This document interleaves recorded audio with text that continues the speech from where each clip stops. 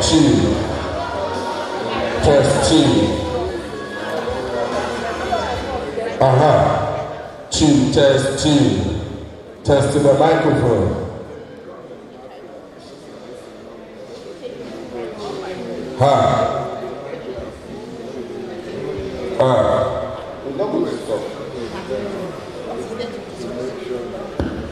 Two. Two. Test two.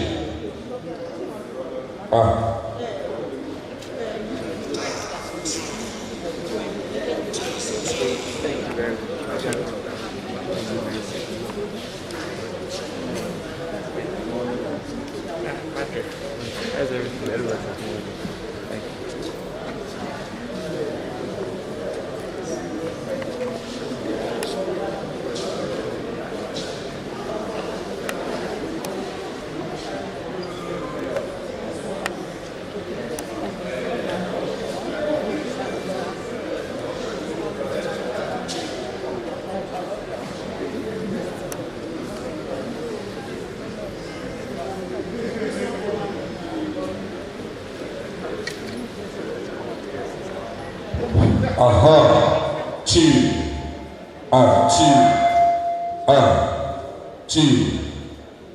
Test two. Test two. Test the microphone. Two. Two. Two. Test two. Two. Test two. Two.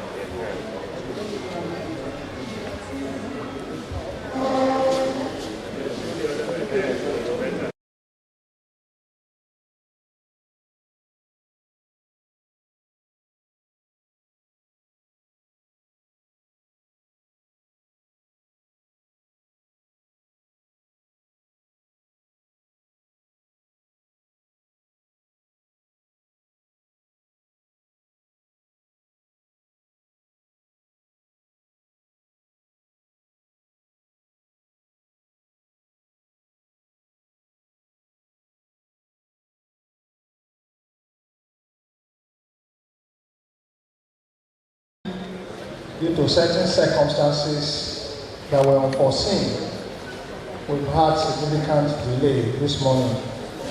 But we must start by deeply apologizing for all that has happened. Usually in popular parlance, they say with a very nice sorry, a lot of things can be let off. So even as we start, we want to deeply apologize to our Vice Chancellor Administration, who came in very early because she has a meeting at 10 a.m. this morning, which she cannot miss. And we have to plead with her to give us a little extra time. So based on that, we are going to hit the ground and then stand upright and start running.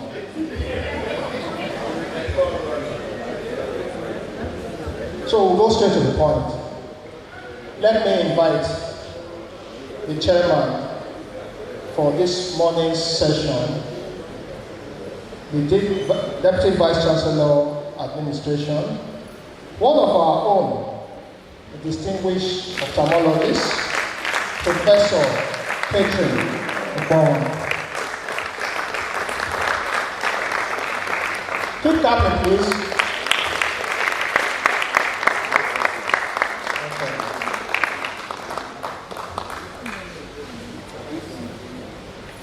It's because she's our own, that's why she has been very patient with us. So you can see why it is good to have your own in power. Emi Locus. So another round of applause for Mama.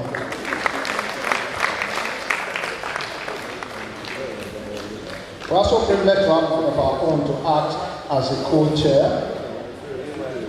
He is the head of the Department of Preventive Dentistry, University of Benin and University of Benin Teaching Hospital.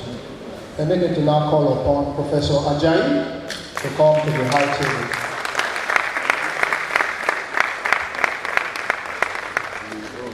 He too has been here since morning, waiting for certain things to be put in place. So we also deeply apologize to you and we thank you for being with us. Another round of applause for him, please. Usually in Nigeria it's all about protocol, but because of the time that we have already spent, we'll start quickly and then we will establish the protocol a little later. This morning we have a set of plenaries, very wonderful plenary presentations for this morning. The very first one is of great importance to us who are trainers, educators, and researchers. It's titled, Enhancing Training and Research in Nigerian Teaching Hospitals Through Effective Clinical Care. So if we look at that topic, we find that it encompasses the tripod on which our teaching hospitals are built: clinical services, research, and training. And it is planned to be given by somebody who has championed this in the last couple of years, who believes very much that the University of Benin Teaching Hospital should be a hub for these triple services and should be one that will attract persons from all over the world. And that person is the indefatigable Chief Medical Director of the University of Benin Teaching Hospital, Professor Darlington Obaseki. A round of applause for him. But as we all know our country, you can be sleeping and at 5 a.m. you receive a call that you are expected in Abuja this morning for a meeting. And they are reminding you, didn't you get the letter? Unfortunately, you didn't get the notice. So our Chief Medical Director, who we saw yesterday, had to travel urgently this morning. But he decided to send somebody who has worked actively with him over the last couple of years in enhancing clinical care, training and research in the teaching hospital. It's our pleasure this morning to call upon the Chairman Medical Advisory Committee of the University of Benin Teaching Hospital, Professor Stanley Okubo, to come up to the high table. Please a round of applause for him.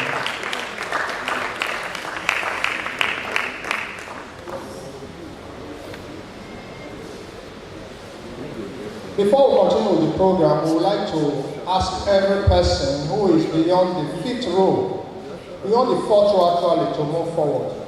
So please count the rows, 1, 2, 3, 4. So if you are beyond the 4th row, please move forward.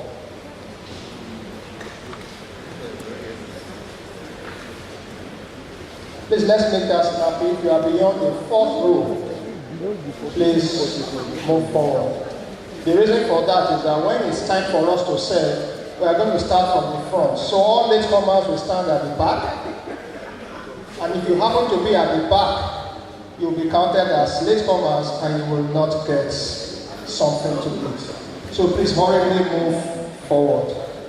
If you want to be the first to be served, then you can actually use the front row because there are still some available seats in the front row.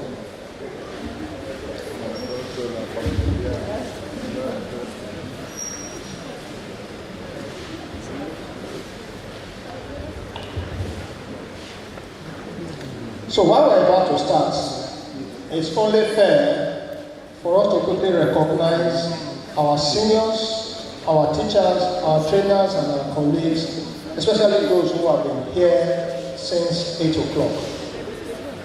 I'll quickly start by introducing the next plenary speaker, but who is already here with us, and who is one of the doings of the profession, a distinguished administrator and former Vice Chancellor of Ambrose University, Professor Agbonlaho. Please let's give a round of applause. We also have the immediate past Deputy Vice Chancellor of Administration, Professor Osaha. A round of applause for her, please. And in no particular order, I will just quickly call a few of our other very senior colleagues and teachers, Professor Mr. Dema, Professor Pedro, Professor Mrs. Sado, Professor Obwekwe, and so many others that I can see here. However, I must not fail to mention the man of the moment, our own provost, Professor Wilson Sado, and his deputy provost, who also acts as the chairman of the LOC for this conference, Professor Vivian Omwano, my own classmate. I hear you well.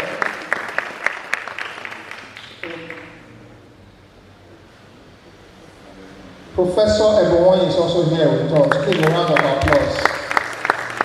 And as I said, so many others. We will go straight to the program of today, and I will hand over the mic to the chairman of this morning's plenary, Professor Catherine Ogbonwo.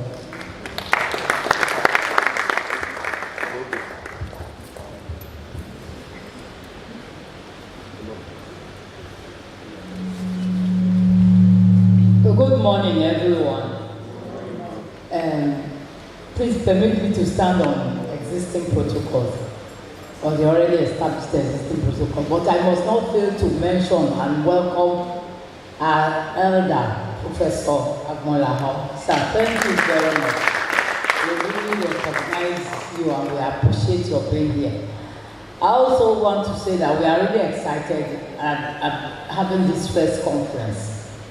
We hope to continue from here, but I won't take much of your time. This morning we are having a very interesting session, plenary session, enhancing training and research in Nigerian teaching hospital through effective clinical care. It's going to be given by our own CMD, who is ably represented by Professor Stanley Okubo. So Professor Stanley Okubo, please, you will come to the mic. So he's going to give the lecture. The format is he will give the talk, and after that, if we have any questions, we'll ask. Thank you very much. Good morning, Madam Vice Chancellor representing. Oh, sorry, it's a plenary session, right? I was never going to think it was one of these opening ceremonies. Good morning. It's my privilege this morning to stand in place of my boss, the Chief Medical Director, Professor Darren Navaseki, to give this plenary lecture. Unfortunately, he is away on official duties in Abuja right now. That's it.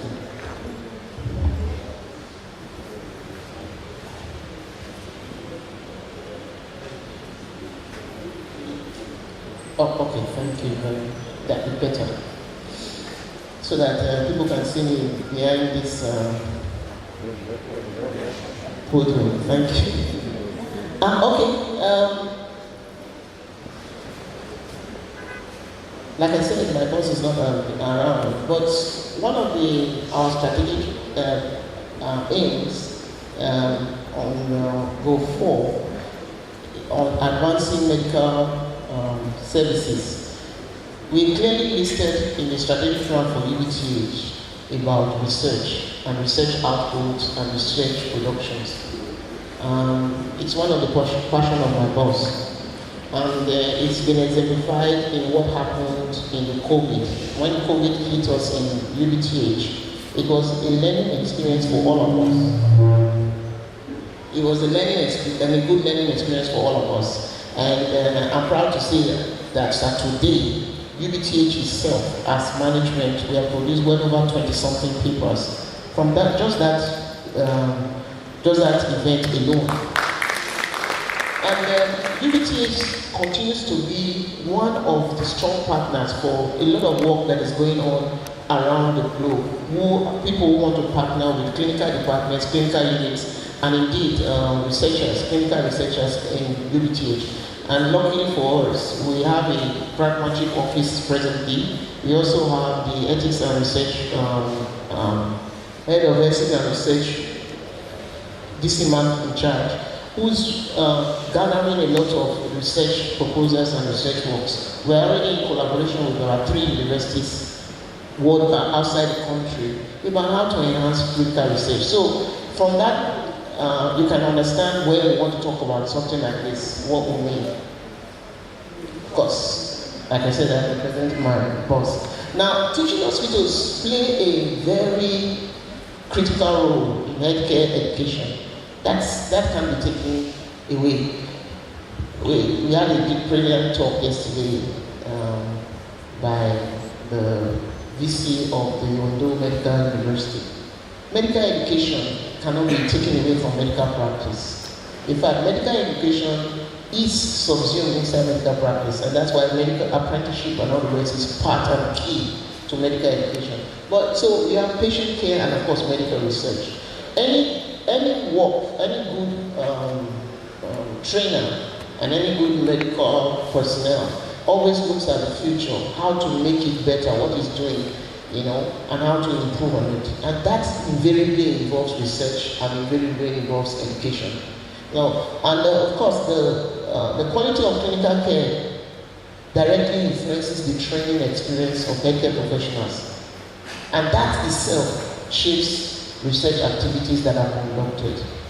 So this review aims to explore the significance of effective clinical care, including patient-centered care, evidence-based medicine in shaping training and research in teaching hospitals from the perspective of a teaching hospital, tertiary hospital.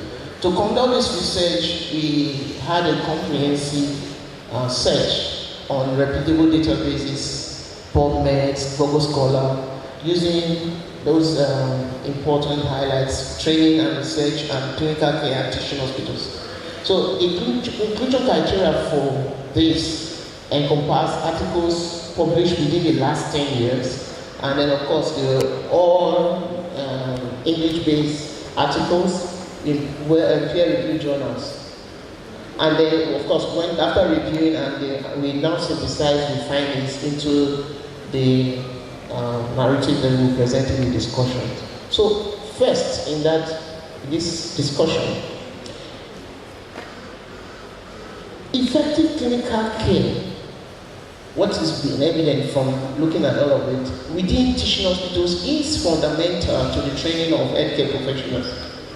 Effective clinical care.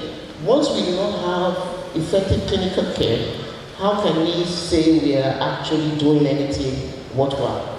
We can have a situation where we don't have effective clinical care as that. Now, so the delivery of high quality and patient-centered care allows trainees to gain exposure to a wide range of medical conditions, also to develop clinical skills and acquire knowledge.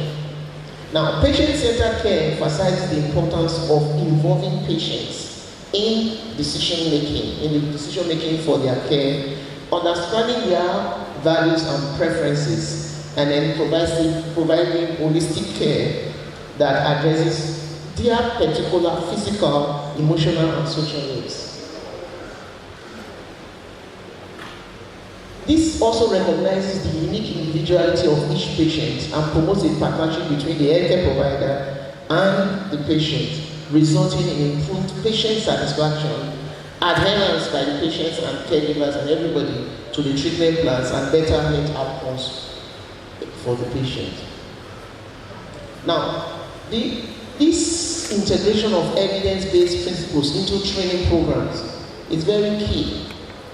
We must have that integration, and because that's what enhances the learning experience and ensures that trainees are equipped with the latest scientific knowledge and best practices in this patient care system. We saw how that when COVID hit us, there were a lot of misconceptions at the beginning, and how the care evolved, and how as more evidence came out, a lot of changes and guidelines and SOPs became populated. And right now, the SOPs we are using for COVID presently is different from what we used at the beginning in 2019 and 2020, and they evolved over time. Now, evidence-based medicine emphasizes the integration of clinical expertise, patient values, and the best available evidence to guide clinical decision-making. Clinical decision-making is very key to the outcomes that you expect and you want. And it's important that we have evidence-based medicine at the back of it. Because there's a tendency for medical practice to become more like dogma, and traditionally we just continue what has been postulated before. So by incorporating evidence-based medicine into training, teaching hospitals help to promote this critical thinking. And critical thinking is very important. Sometimes it has to even be creative critical thinking itself. And then you have to have clinical reasoning and then the application of scientific knowledge to this patient care. These are very important for us to achieve some of these goals that we aim to achieve. Because this approach ensures that trainees are exposed to the most up-to-date and effective interventions leading to improved patient outcomes and the provision of high-quality care. Sometimes this is counterintuitive in some units because many things that happen in medical practice, there's a lot of change, technological underlay, and the practice outcomes begin to change. Now, I hope this is a bit visible. I'm going to just highlight something about clinical research, medical care in this diagram here. Oh, sorry.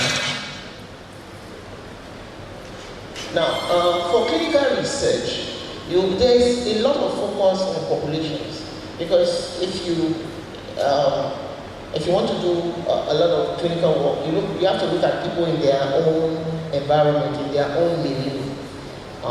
And so you have to do a lot of focus on population studies.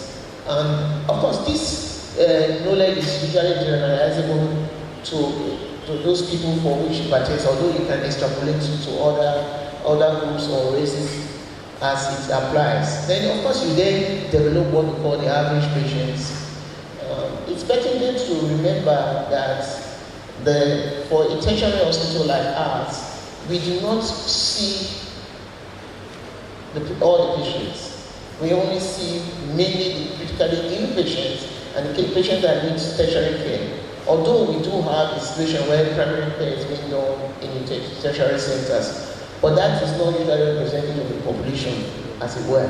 Then, of course, research subjects and researchers and experimental conditions can be better done within the community and in the population-based studies. Of course, then you talk about paternalistic beneficence. Now, if you look at that, all of this draws down to patient-oriented research. Because when you are looking at it, for instance, you want to look at hypertension and the outplay of hypertension or diabetes and how it plays out on these different areas in the population. You can get patient-oriented research that will then focus on the evidence-based medicine or medicine-based evidence as well, experiments and observations, and sometimes some of these studies, you may need some collaboration within the tertiary centers. Now, if you look at patient medical care itself, of course, this is usually focused on individuals. You are looking mainly at the patient and their well-being, and you are looking at individual patients themselves, okay, as against its population groups. And then, of course, you look at patients and their doctors and their interactions, and in fact, patients and all their healthcare workers and healthcare givers and the interactions. Then, of course, you also have reward settings in this case, in this regard, for how these forces interplay. And then you look at, of course, physician authority.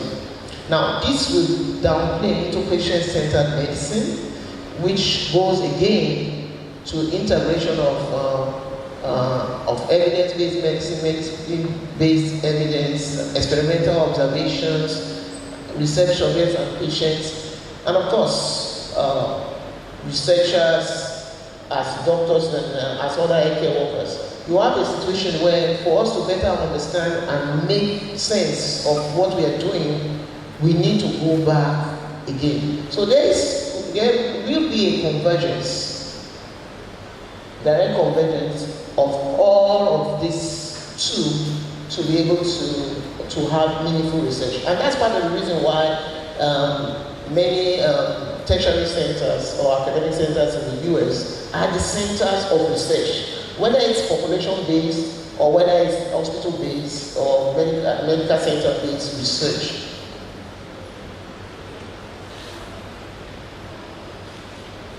So in the field of research, effective clinical care provides a strong foundation for conducting meaningful studies. Effective, again, clinical care.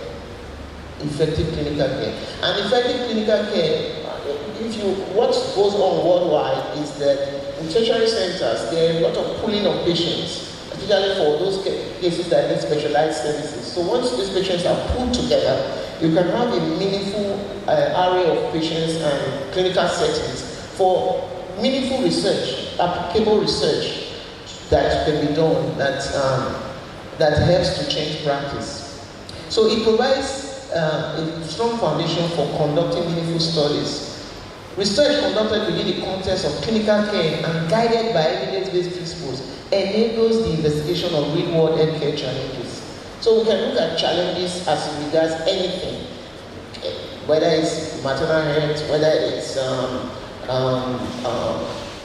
HIV and AIDS, whether it's diabetes or hypertension or even pollution studies as it affects patients' respiratory care in the hospital. So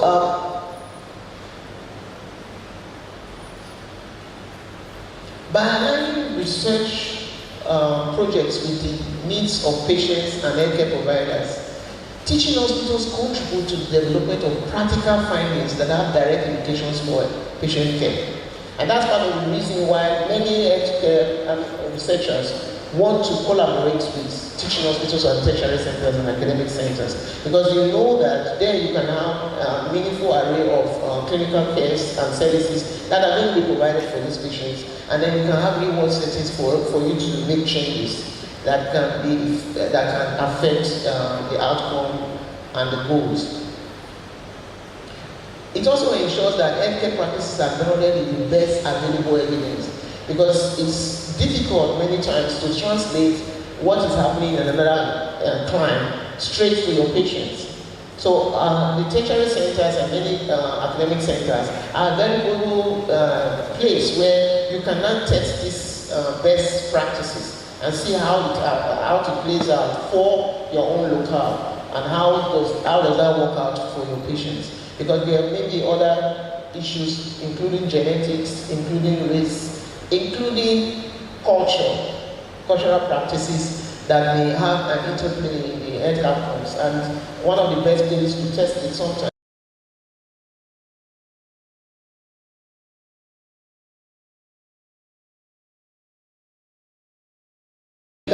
promotes a culture of inquiry. That culture of inquiry is very important and very key. People have to ask questions. They have to ask questions. And then in this culture of inquiry, that's when we begin to in the culture of inquiry, that's when we begin to question the status quo and begin to look at what is best for our own patients. What's the best approaches? What are the changes? The changes in practice, how will they affect us adversely or positively? It also fosters innovation. Now, many years ago in UBTH, I think there was this anesthetist, I can't just pick up his name, was with us, who developed a very small, simple means for auto-transfusion of patients because he saw a real-world challenge in theatre from patients who were having massive hemorrhage and bleeding to the abdomen. And today, that work has been quoted worldwide. Very simple work of using just drip sets, IV giving sets, blood giving sets, and drip bottles, and to seal the blood back into the circulation. Now, these are real-world innovations that have direct impact on patient care. And like my chief medical director always kept saying in many fora when he has that opportunity, when you have a situation where clinical research is not founded on clinical practice, a lot of the research work have no applicable value. They have no applicable value at all. And then innovations don't come out effective. So you have people who are writing research that is not grounded on clinical practice, on the clinical practice that they see. And so innovation itself does not come out.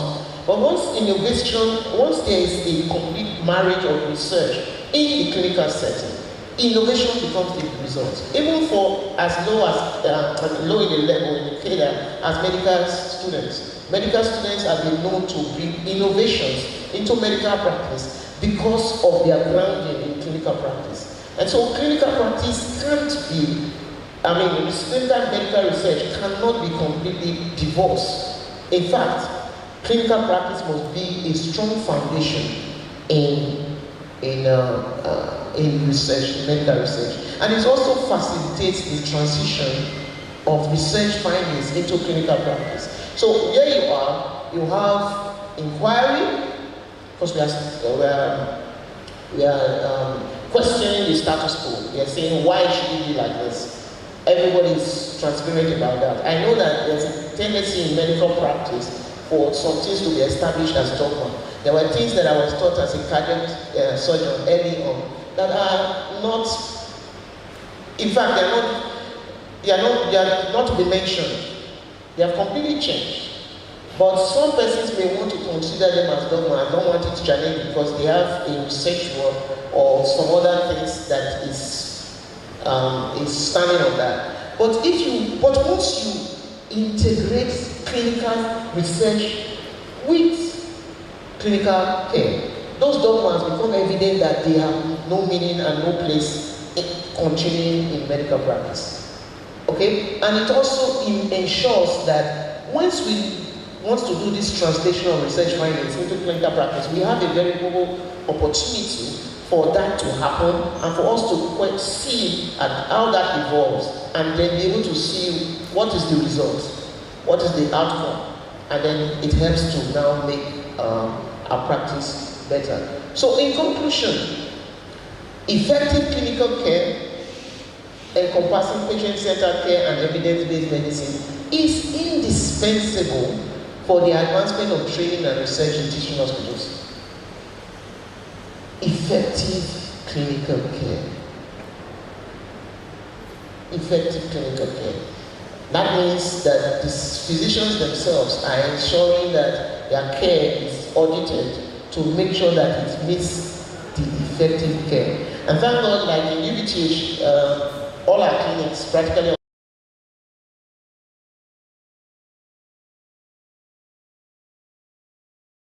clinicians are able to look quickly at their data. You can look at your data and can begin to make some small changes and evaluate and audit your practice and be able to see that, look, am I providing effective clinical care?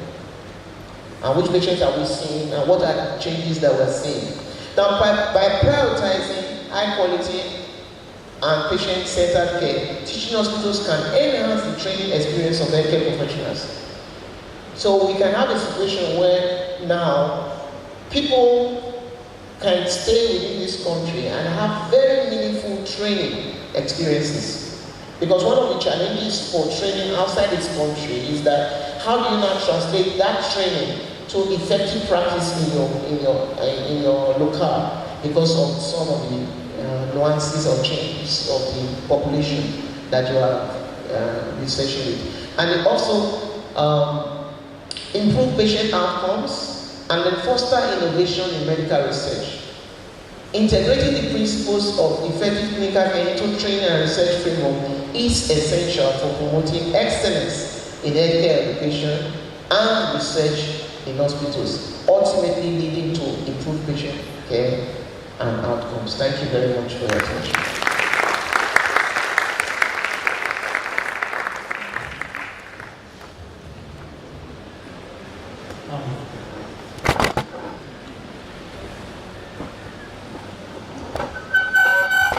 Thank you very much, Professor Okubo. You will all agree with me that he has actually done justice to this topic. And we are very lucky that we have such a seasoned administrator, a researcher, and a trainer, Professor Darlington Obaseki, presenting this topic to us. You've all listened, and from what he has said, and even the research methodology, he has done a lot, and so I don't know if you, I'll just read the conclusion again for you to remind you of what he said. Then, if there are questions or contributions, you can ask. Effective clinical care, and this is the conclusion, encompassing patient-centered care and evidence-based medicine is indispensable for the advancement of training and research in teaching hospitals. By prioritizing high quality and patient-centered care, teaching hospitals can enhance the training experiences of healthcare professionals, improve patient outcomes, and foster innovation in research, in medical research. Integrating principles of effective clinical care into training and research frameworks is essential for promoting excellence in healthcare education and research in teaching hospitals, ultimately leading to improved patient care and outcomes. That is the conclusion, but you listen to all what he said, and like I said, he has really proven that research and training are essential and clinical care helps. So I want to, before we continue, I want to recognize the presence of Professor Okonofa. Thank you, Prof, for coming to this plenary session. Thank you very much. So please, do we have any contribution or questions? Questions, please, because this is quite an interesting topic, or a contribution to it. Okay, no questions? Okay.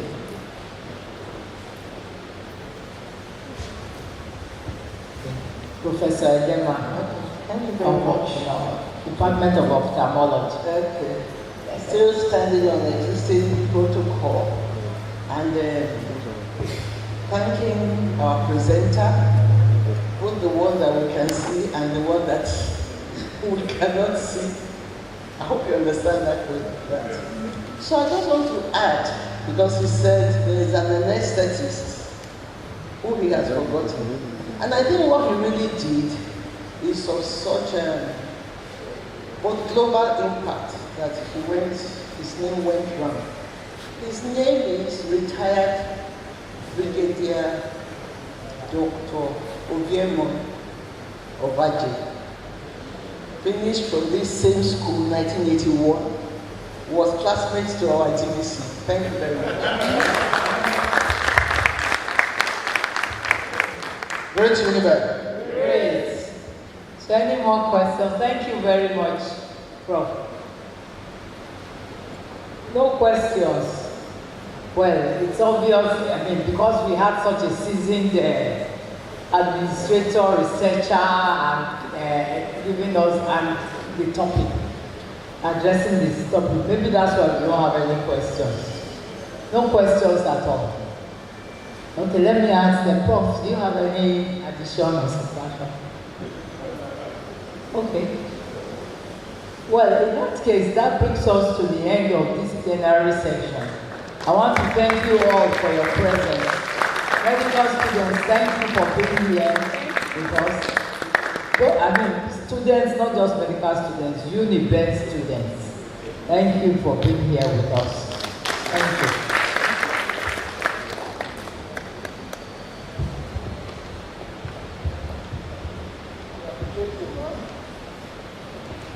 We appreciate you, ma'am, our DVC administration, for making this exactly on time. It's just about 10 o'clock now. Ma'am, we are so happy that you're able to stay with us to the very end. Please, let's give her another round of applause.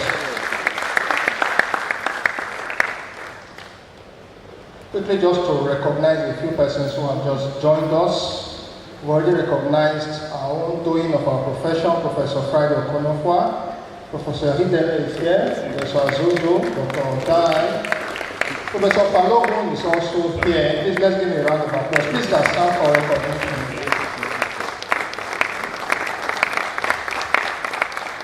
So this can actually be tagged an international conference. We also have with us Dr. Onome Obifobibi. He's an assistant professor of pediatrics, Division of Neonatal and Perinatal Medicine, University of Pittsburgh, Division of Medicine, Pennsylvania, United States. Please a round of applause for him. As I said, there are so many others of our colleagues who are here. May I also recognize the wife of our Chief Medical Director.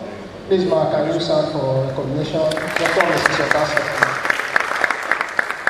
She made a brilliant presentation at one of the sessions yesterday, and we are glad. It therefore means that this research issue is even reaching the other room. Please, another round of applause for her. So we have officially ended this plenary session, and we will just have a 5 minutes break, and we'll move immediately to the next plenary. Thank you very much, all members of the High Table.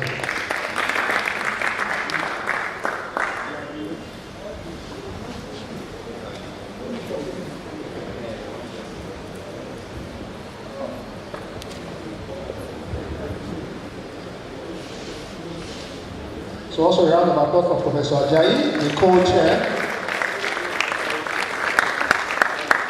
and the CMD in absentia, Professor Garrison Obaseki, and the chairman MAC, Professor Stanley Okubo. A round of applause for all of them.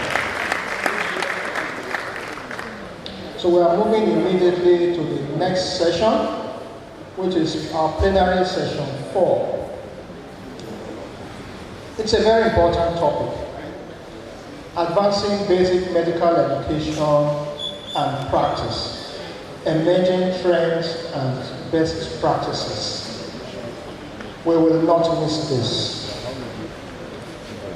I'll be calling upon those who shall officiate at this plenary session. I'll be calling upon the Professor of Physiology, Professor Mrs. M.I. Eboboyi. Please a round of applause.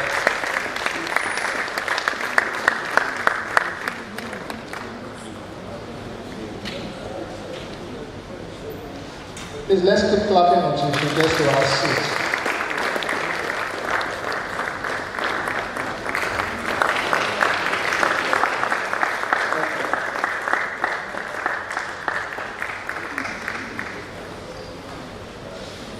This chair is obviously loaded because we also have the plenary co-chair, who also happens to be the dean of the School of Basic Medical Sciences, Professor Agoreyo. A round of applause for him.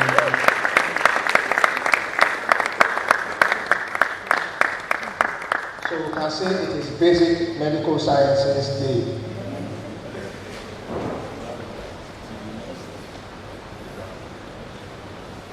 I will also be calling to the high table, present to the distinguished speaker for this plenary session 4.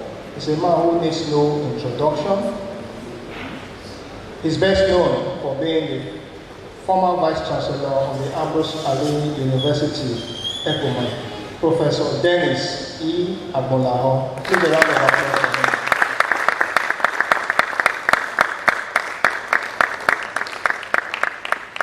Please let's keep clapping.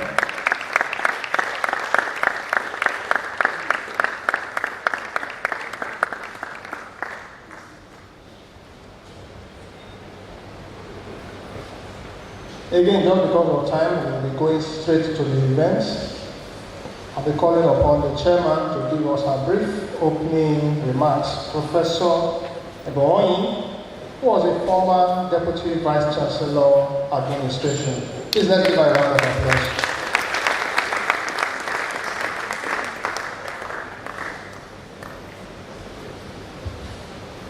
Thank you. Ladies and gentlemen, permit me to stand on the established protocol. I just want to start by welcoming you to this fourth plenary. You all agree with me that the conference has been very, very stimulating. Without much ado, I must say that I was particularly very intrigued and delighted when I saw the caliber of personality they are having today to speak to us at this session. In fact, I mean, who best could have been invited to speak on a topic like this? A topic that has to do with mentorship. That topic is advancing basic medical education and practice, emerging trends and best practices. With us to do justice to this is somebody that is world acclaimed and generally known to be a guru in the field of medical microbiology, but we also know that over the years, for decades now, he has been bringing his vast knowledge, his wealth of experience to bear in mentoring the younger ones. And each time I see him, I often wonder where he gets his energy from. Because we have been hearing of him for decades, and he's still going about mentoring, setting up medical laboratory science units, giving talks. He goes from north to south, east to west, from Sokoto to Maiduguri, Akwa Ibom to Tondo, and he's not relenting. He's still very strong, and he doesn't say no. In fact, he was with us a few years ago. He started the Med Lab Science department, and he worked with us for almost 2 years. And you begin to wonder, everywhere you go, Professor Agbolaho is there. From the biggest institution in the urban centers to the most remote.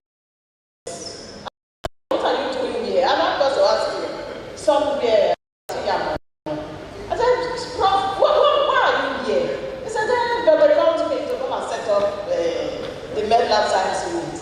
So that is the kind of person he is. And I've been privileged to work with him in the not too distant time, just a few years ago. Nobody should ask me what it was or where it was.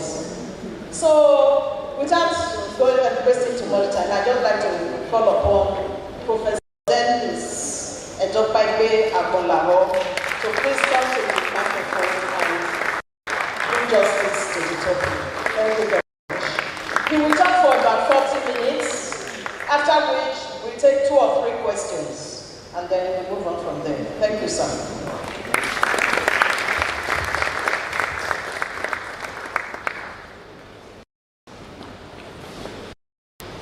Madam Chairman,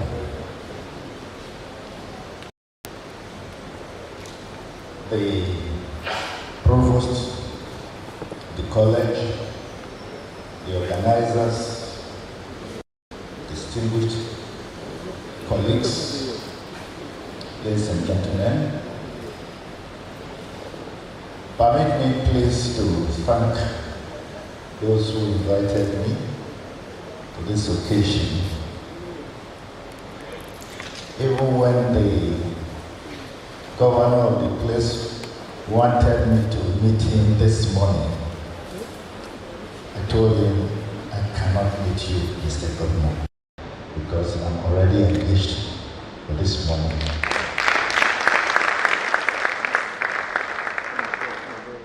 So, to go straight to the point,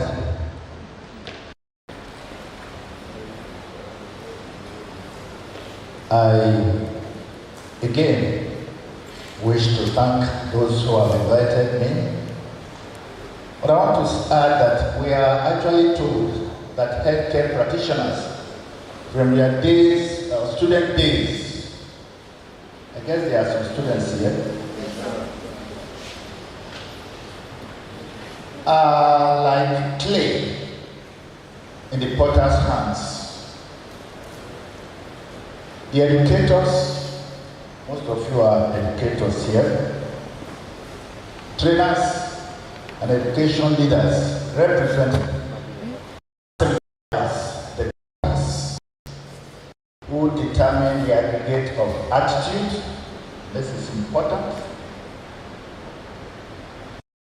Conduct, mannerisms, and skills exhibited during practice by healthcare practitioners generally. The educators and leaders in healthcare practice, therefore, bear a great responsibility in shaping the destiny and the outlook of any given healthcare sector space anywhere in the world. Medical education is a rapid, dynamic state. New and emerging trends in the training of medical practitioners and other health care professionals.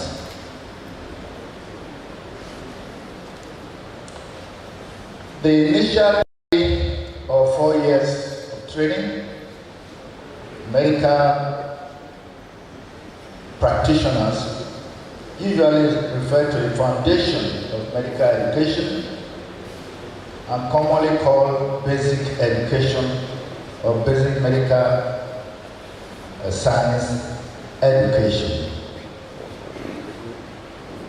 The basic medical science education is the foundation of a lifetime and a lifelong process of healthcare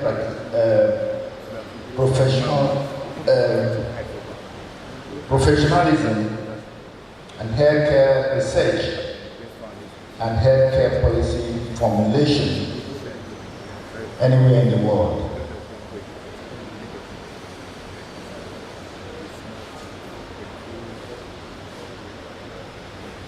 From theory to practice,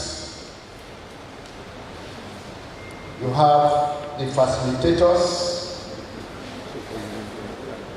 who will focus on curriculum development, teaching methods,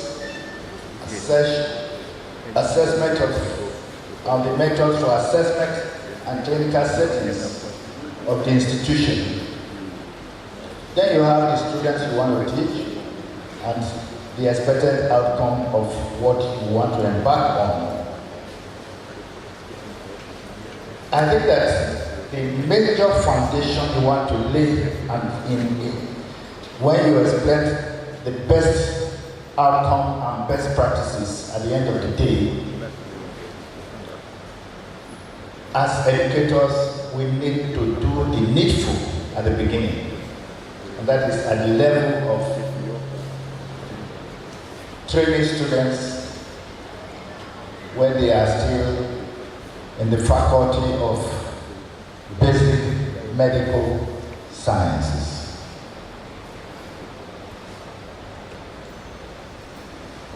What are the trends that are happening all over the world today in this training process? Because of the great importance of quality healthcare to the society at large, the need to advance its foundation cannot be overemphasized. Some of the many emerging trends in medical education, just to list a few, will include interprofessional education, the integration of artificial intelligence and new education information technologies in basic medical sciences or education, accreditations and quality assurance, medical humanism and professionalism, education theory and philosophy, and competence-based education. Let me, at this stage, emphasize the fact that in this series of lectures that you have outlined, there will be some repetitions here and there. I see that somebody wants to speak about artificial intelligence in health education. The last presenter had also highlighted a few things about medical education as it affects the teaching hospital and other things you need to do at that level to have a better outcome. I think he also emphasized the need for a patient-centered healthcare. Again, we may repeat it here, but it's the way the topics have been designed. So, these are some of the emerging trends and best practices. Emerging trends, you have interprofessional, which I just mentioned, and some of these things. I will go into a few more details with each of these arms. Now let's take the interprofessional education. In advancing basic medical education, there should be that need, very compelling one, for a uniform basic foundation for not just physicians in training, but for all students of core health professions, such as nursing, medical lab, physiology, pharmacy, and so on and so forth. That is the trend elsewhere in the world today. This is necessary to raise competent healthcare professionals with adequate knowledge of the physiology, anatomy, biochemistry, and pathology of various diseases. They need to do some of these things, understand what happened to us as a nation and the world at large, not 2 or 3 years ago, when the entire world was hit by COVID-19. Nigeria in particular, at the beginning, we must speak the truth. The country was running better at the beginning, not knowing exactly what to do, but then it became clear that we ought to go back to the basics and diagnose properly and find out the cause of the problem. It was found that we had only 2 functional molecular diagnostic laboratories in the entire country at that time, and that is the truth. Thanks to even other viruses that had been plaguing us over the years before COVID. That is why those 2 labs were even available. But suffice it to say to this audience that about 25 years back, we warned that an infectious disaster was going to happen worldwide.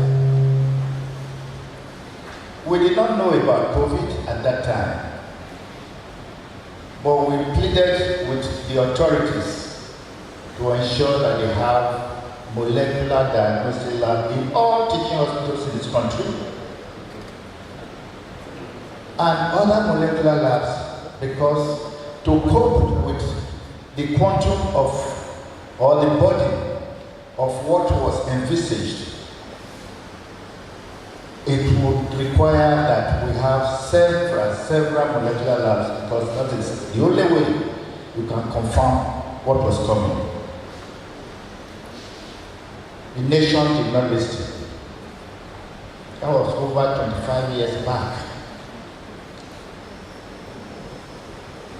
But in 2019, it started in Wuhan, and it came to this country in the following year, 2020, and was started running up and down to create labs all over the country.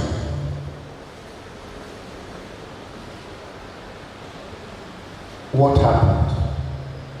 COVID is almost over, but skeletal services checking for COVID is still going on in a few centers across the nation now. The next pandemic, nobody knows when it will come. But I want to warn again that there is no doubt that something else is coming in the offing. The current pandemic, the last one, is not quite over. As nothing that has life will want to be eliminated from Mother Earth, those variants of COVID-19, which we've been playing with for some time now, have been changing and changing, not their colors, but their genetic formations, so that they can survive in perpetuity. A time will come that those organisms will become a normal thing with such like malaria, parasites. Another one will definitely rear its ugly head. So teaching at the level of basic medical sciences means that we have to do it properly. Talking to the practitioners, the practitioners were students at the time. Today they are the practitioners. But lay a good foundation for the students so that they become, they practice effectively when they get there. And this is the time to do so. This strategy should be crucial for enhancing healthcare quality and meeting the complicated demands of patients in the current healthcare system. It will become even more complicated in the near future. Modern patient care and healthcare practice should be a multi-professional and a multi-disciplinary endeavor. It involves a teamwork working together, where all practitioners bring equally valid knowledge and expertise from their professional and personal experiences. This model shows that the patient is the focus of all endeavors in the health sector, the center of attraction, the reason for whom all health professionals and health institutions and health workers in fact do exist. That just shows the theme of our dream that should come together to ensure that that sick patient is well again. There are a few things we ought to emphasize when we teach these students. There must be some core competencies and pre-professional training, at pre-professional training level. These core competencies should be shared. They ought to be incorporated into our curriculum at that initial stage. The various students belonging to different professional groups can branch out later, but at the beginning, let there be that feeling that we are out to take care as a team for that patient that is ill. Everybody contributing his own quota. And also understanding that there are core values that we all share. I just listed some of them there.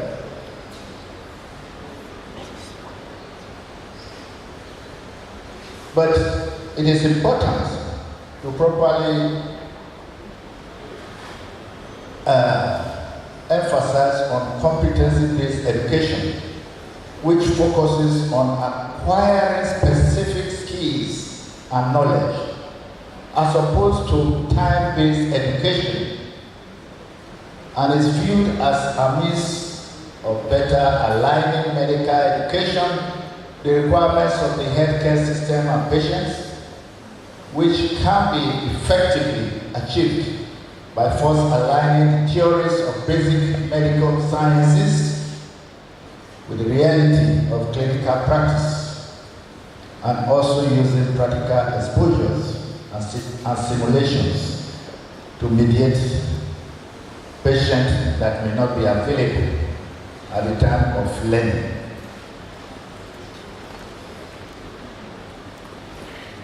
The competency-based education approach allows students to advance in accordance with their ability to master a skill or competencies at their own pace, regardless of the environment. This method is tailored to meet different learning abilities and can lead to more efficient student outcome. For effective and holistic medical education and training, this should be introduced at basic medical training levels of all health professions in order to foster adequate relative knowledge during practice for the betterment of that sick patient. What we are saying is that you will have the students progressing at their own pace, and then which would allow them to show what they know as soon as they know it. We will test them and then they gradually progress using these factors, the curriculum that we have developed, classroom completion and average time. Then this one differentiates the competence-based education from traditional education, but the emphasis is now shifting towards competence-based education.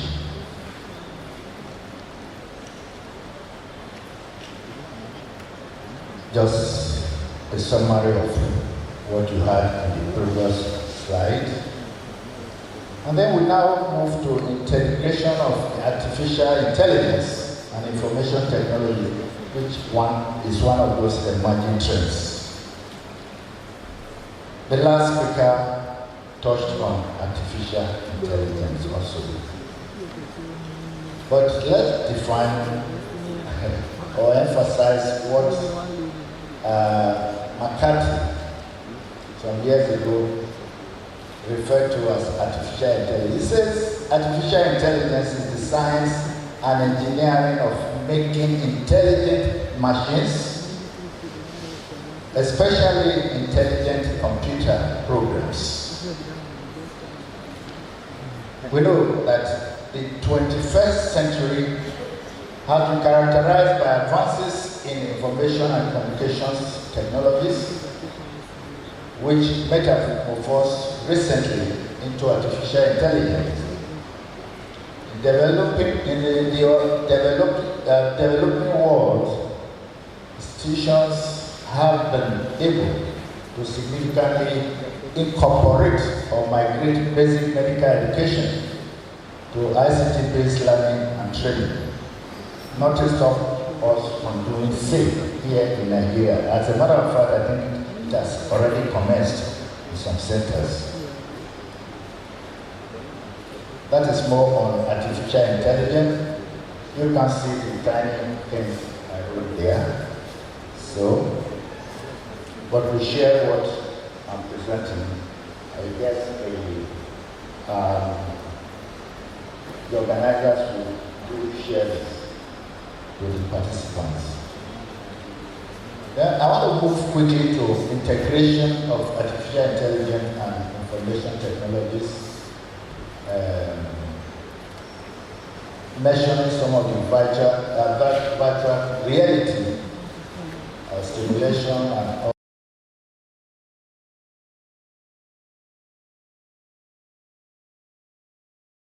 In Nigeria yet, but so yeah, I'm aware of some centers where we have started their commence.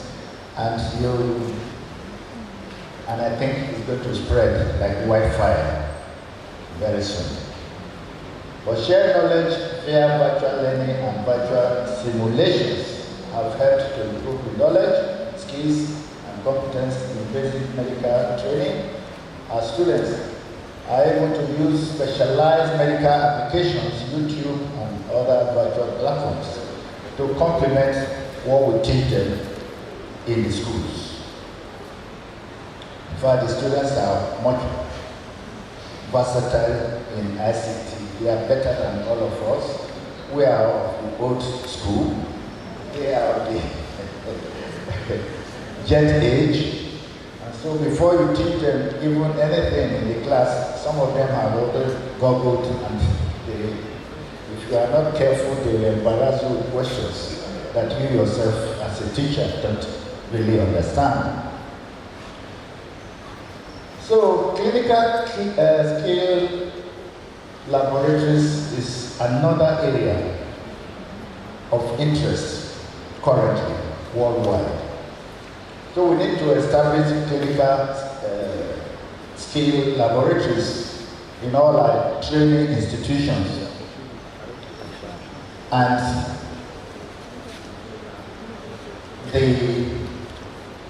at the level of basic medical training,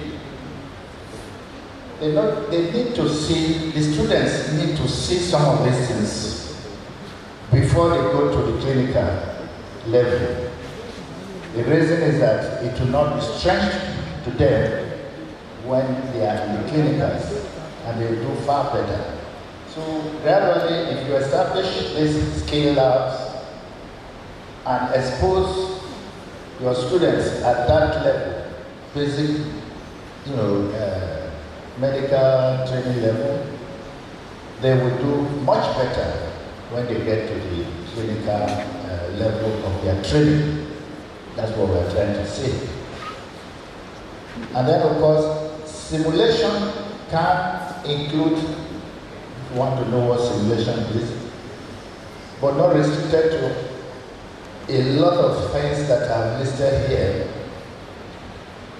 Arterial puncture, infusion, injection, blood pressure, eye, retinopathy, ear diagnosis, and so on and so forth. All this must be available in a standardized clinical skill laboratory. Even if you don't have all, it's a gradual process, you build it up. But it has to be available, and students must be exposed to them. For instance, these are just photographs of what is happening in some other parts of the world. This will be part of what is your clinical skill laboratory. Another one, in different settings. Now I decided to show this particular slide because here in Nigeria, we already have institutions that have beautiful, very well-equipped clinical skill laboratories. At Iyam or Uzari, I'm still used to the old name, Iyam, Edo State University, Iyam. These students were being exposed. In fact, they have an anatomy, a table containing, you can't see this they are very tiny there. But what is happening that if you teach, if you lecture now at this Day2 State University, Israeli, and you are teaching medical students, teaching nurses, teaching other health professionals, you will be made to do a number of things. I guess you know that that is one university belonging to a state government where they don't go on strike. They don't. That's one feature here. If you say that you are going for medicine for 6 years, on day one, after 6 years you are graduating. That's what they have been doing. For any other program is the same. But a lot of facilities are available there to the extent that when you are there, you don't know that you are in Nigeria. That's what Day2 State government had done at Israeli. For medical students, we have a lot of facilities, including anatomy, and they are exposed to all this during, right from pre-clinical studies at the level of basic medical studies. The nurses and other health professionals are similarly exposed to this facility and many other facilities I have not shown you here.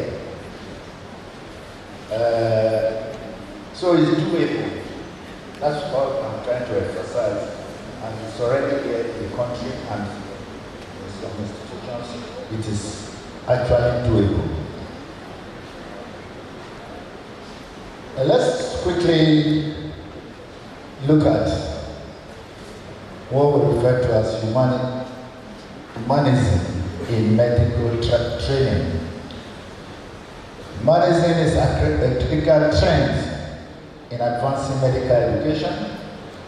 It is motivated by compassion. It is embedded in rational philosophy. It is informed by science, and it affirms the dignity of every human being. Indeed, every human is a potential patient. That should always be at the back of our mind. I absolutely agree with Levis and his associates that there is a growing emphasis on addressing social determinants of health in medical education. This includes teaching basic medical science students about the impact of social and economic factors on health outcomes and providing them the skills to work with communities in order to address these issues. In conclusion, in order to effectively sustain and promote advancement in basic medical education and complement emerging trends and best practices, there is the need for technology-based basic medical education funding. There is the need for manpower development. There is the need for systemic implementation of practice-based teaching methods, which will also involve simulations of medical situations that may not have occurred in the conventional medical training system. It is also important to design and implement cost-effective value-based care, the adaptation of updated basic medical education curricula in the various professions that will be necessary to train the next generation of healthcare providers who can contribute to improve the quality of life in our country. It is further advocated that we encourage interprofessional collaborative education that will allow students, our future practitioners, from the various professions in the health sector to learn together using a common basic curriculum at the beginning. We conclude that the best healthcare professionals are crafted during basic medical training with the objective of cultivating interprofessional collaborative practice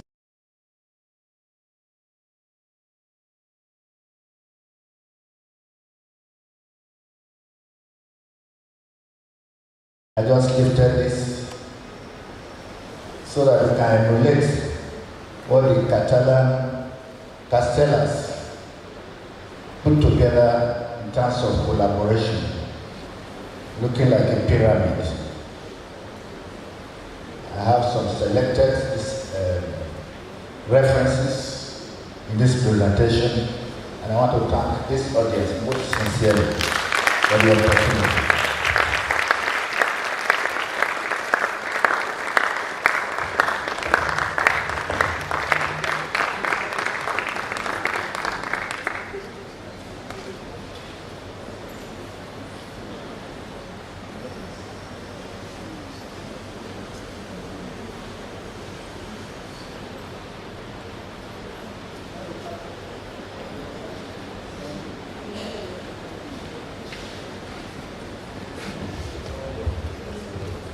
We sincerely thank you, Professor Malaho, for this wonderful presentation. I'll hand the mic over to the chairman to just give a brief remark, and after that, we'll hand over the plaque to Professor Malaho. Thank you very much. Ladies and gentlemen, please let's give him another round of applause.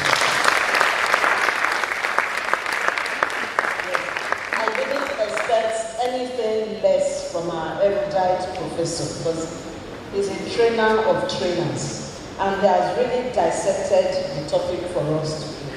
I will just briefly summarize some of the things he said. He has emphasized the need for teamwork in medical education. What do we mean by teamwork? Professionals from different areas.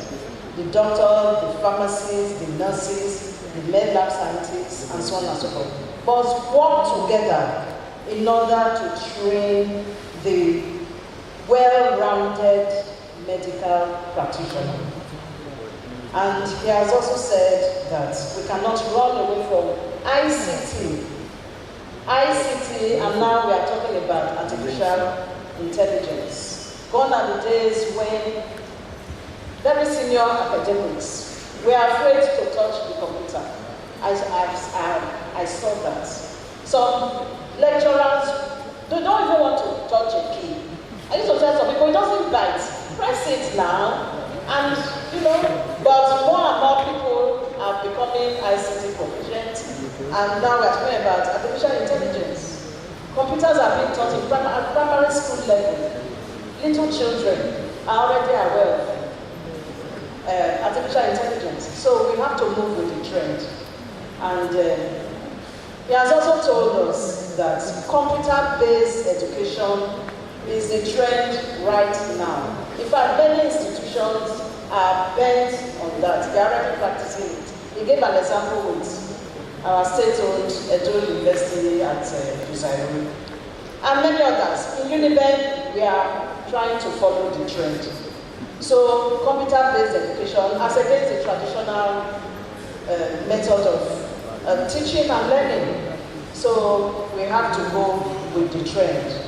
And then he went further to tell us that 25 years before COVID came, he had advised the government to begin to prepare for a very devastating pandemic that will befall the whole world. But I guess it was not taken seriously. And then COVID came and it fell on us. I must say that Professor Akonlabo,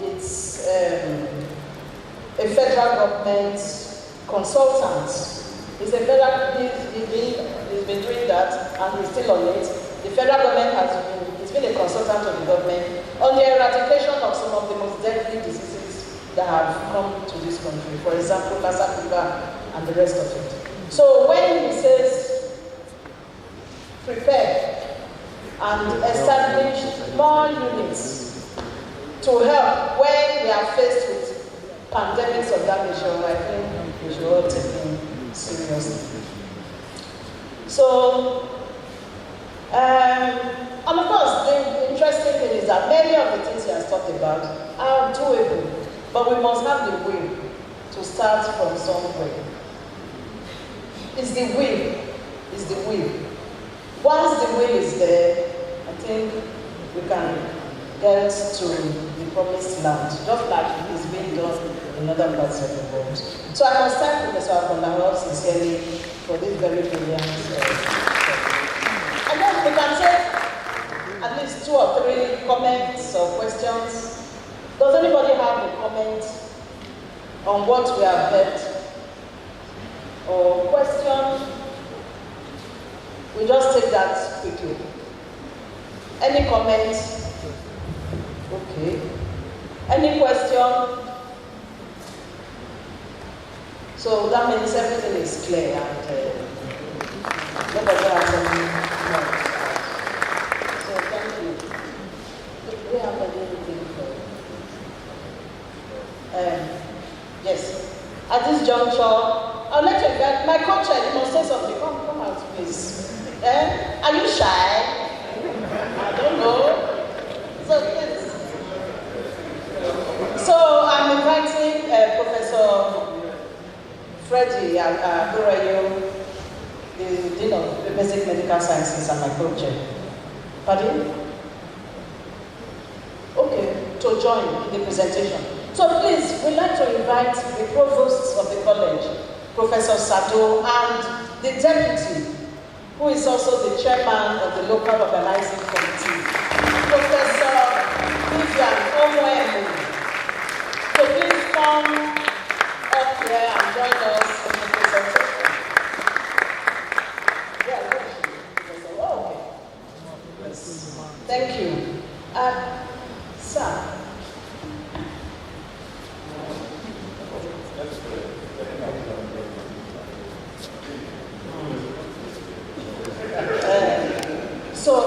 Professor Agurayo will. The provost, who is helping in the presentation now? Okay, provost is here. The provost will present the award to the presenter.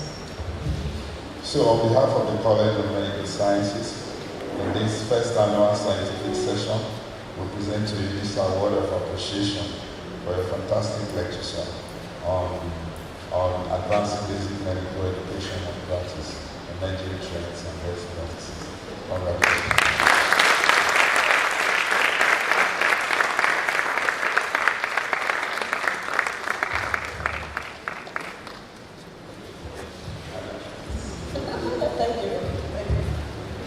The chair has said the co-chair to say something. Sir, just say something. It's always a pleasure being with our erudite professor, Professor Akondaho.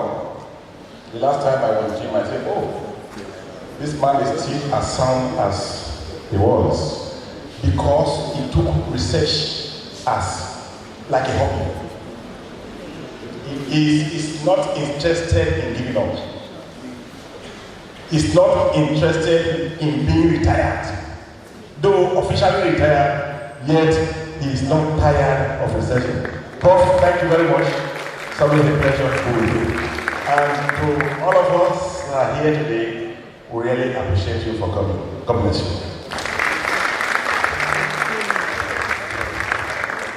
So that officially ends our plenary session 4. It has been a very wonderful experience for us all. So Chair, thank you very much. A round of applause for them is still like a get down.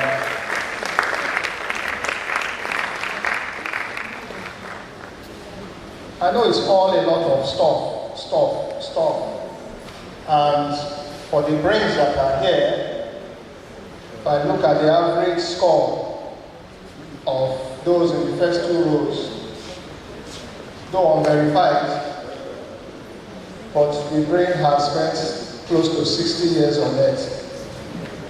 Okay, 50, that's equal as 100 average. So when you take 70 up and take some 40s down to get to 55.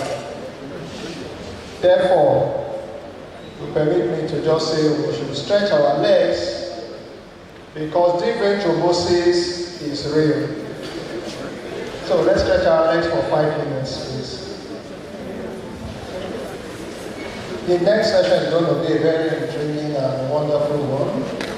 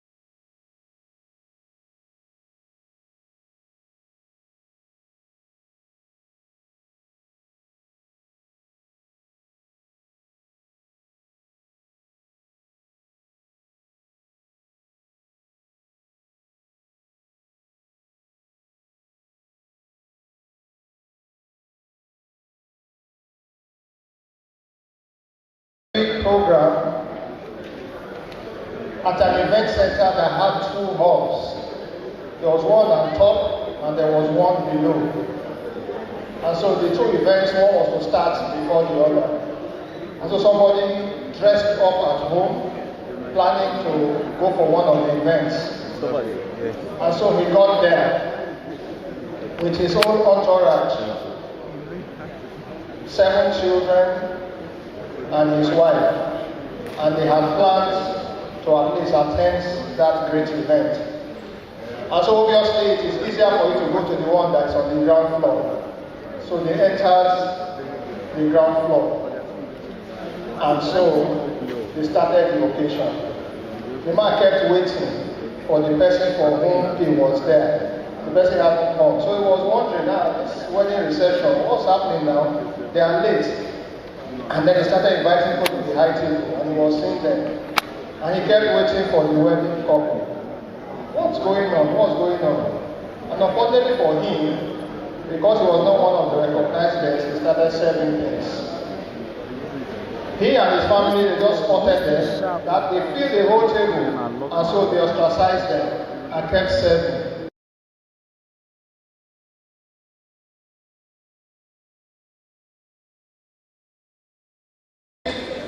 They started from their own table and served him toothpick. And then when it was time for service, they also served them service. And then the man now had to ask, what about the wedded couple? Where are they? They still haven't come because they know me at least. I used to be their driver. And so they now told him, okay, but see the high table now. This one not be waiting. This one a burial reception. And it was then he now showed them the man's picture. He said, okay, you know they read. When you come inside, did you see that theirs was upstairs? And so he now went to his entourage upstairs. And unfortunately for him, by the time they got there, they had also finished serving food. So you can imagine all of them going back home that day, having prepared to come and eat. But unfortunately, they had nothing. For my students who are beyond the 4th row, we had announced earlier that we're going to start serving from the front. If the food finishes by the time it gets to the 4th row, all those who are beyond the 4th row will not get. I'm just giving you advanced information. So please feel free to even step backwards a little bit if you have eaten already. And for those who expect to get something, we advise you to move forward. So if you are beyond the 4th row, please advise yourself now and move forward. Alright, we're moving immediately to our plenary session 5. I'll now call upon the chairman for this plenary session. She's one of our teachers. She's been here since morning, came in very early. Our teacher in ophthalmology. And one of the things I always notice with those in ophthalmology is that they almost always must wear glasses. And I say that's not enough, they always choose the finest frames. So permit me to invite the person that has about the best looking frame in this hall this morning, Professor Mrs. Edema. Please let's give her a round of applause. I'm sure you can see the frame I'm talking about. Please let's keep clapping until she gets to her seat. Mommy, you are welcome. So if I now tell somebody that she trained me many years ago and she's still looking like this, that would mean that I'm a baby if she's still looking like this. But the mommy should tell you her age now, you won't believe. And that's one of the wonderful things with all our mamas in ophthalmology. I've always noticed that this is not eye service. But you need to really see them. Last weekend, I was at an occasion where Dr. Mrs. Ahon and Dr. Mrs. Daoju were sitting together. And there was this young man that was with me, and he has eyes for good things. And he wanted to go and ask them for their phone numbers. I had to tell him, these are my teachers. For those who were there, you needed to see the gown, hot gowns that they were wearing. And you can still see Mrs. Ahon there. always looking crisp and clean. And Professor Mr. Dema, you can see her outing this morning. Please, let's give her another big round of applause. When I grow up, I would obviously want to be like them, looking always young and take away. The co-chair is one of our deans, a very vibrant dean for that matter, the dean of dentistry. Let's call upon Professor Amori.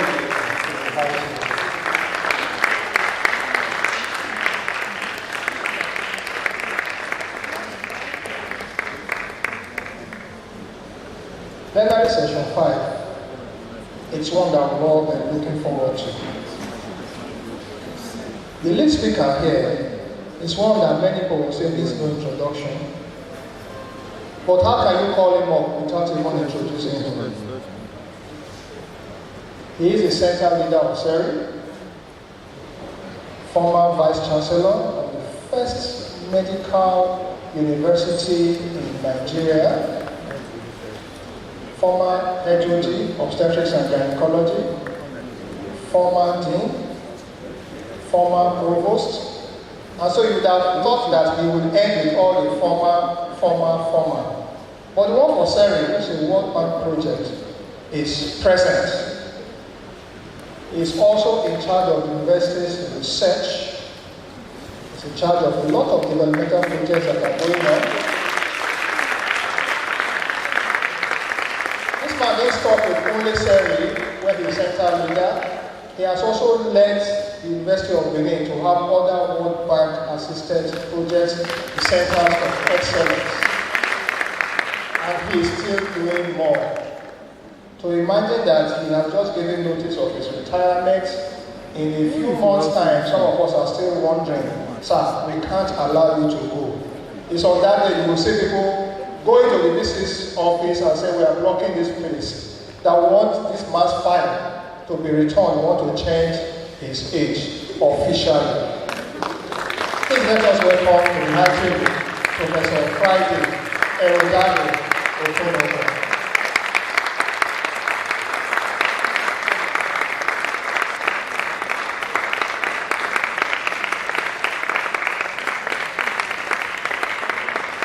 The theme for this plenary session is establishment of high-fidelity simulation laboratory for clinical skills learning at the University of Benin.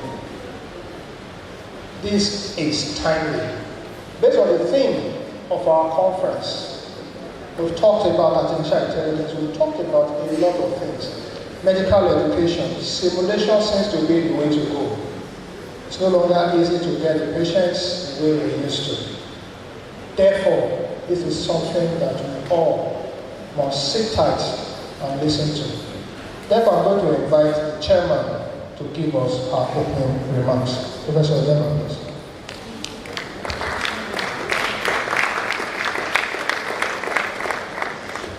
Thank you very much. Good morning, audience.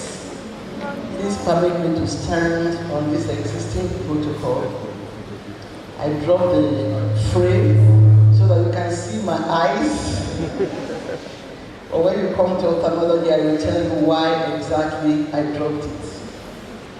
So, the rapporteur has introduced our speaker. But the truth is that if I do not talk about him, then what will I say I am talking about?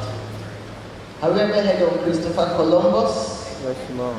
We should go back to our history books and read about Christopher Columbus. He discovered America. I think it was David Mungo Park that discovered the source of the River Niger. In this generation, we also have people, even though he said I should not talk when I come here, but what's the meaning of not talking? I called him a gold digger. I called him a mountain climber. I've known him for many years. As he's sitting down there, he's restlessly still thinking of what next he should be doing.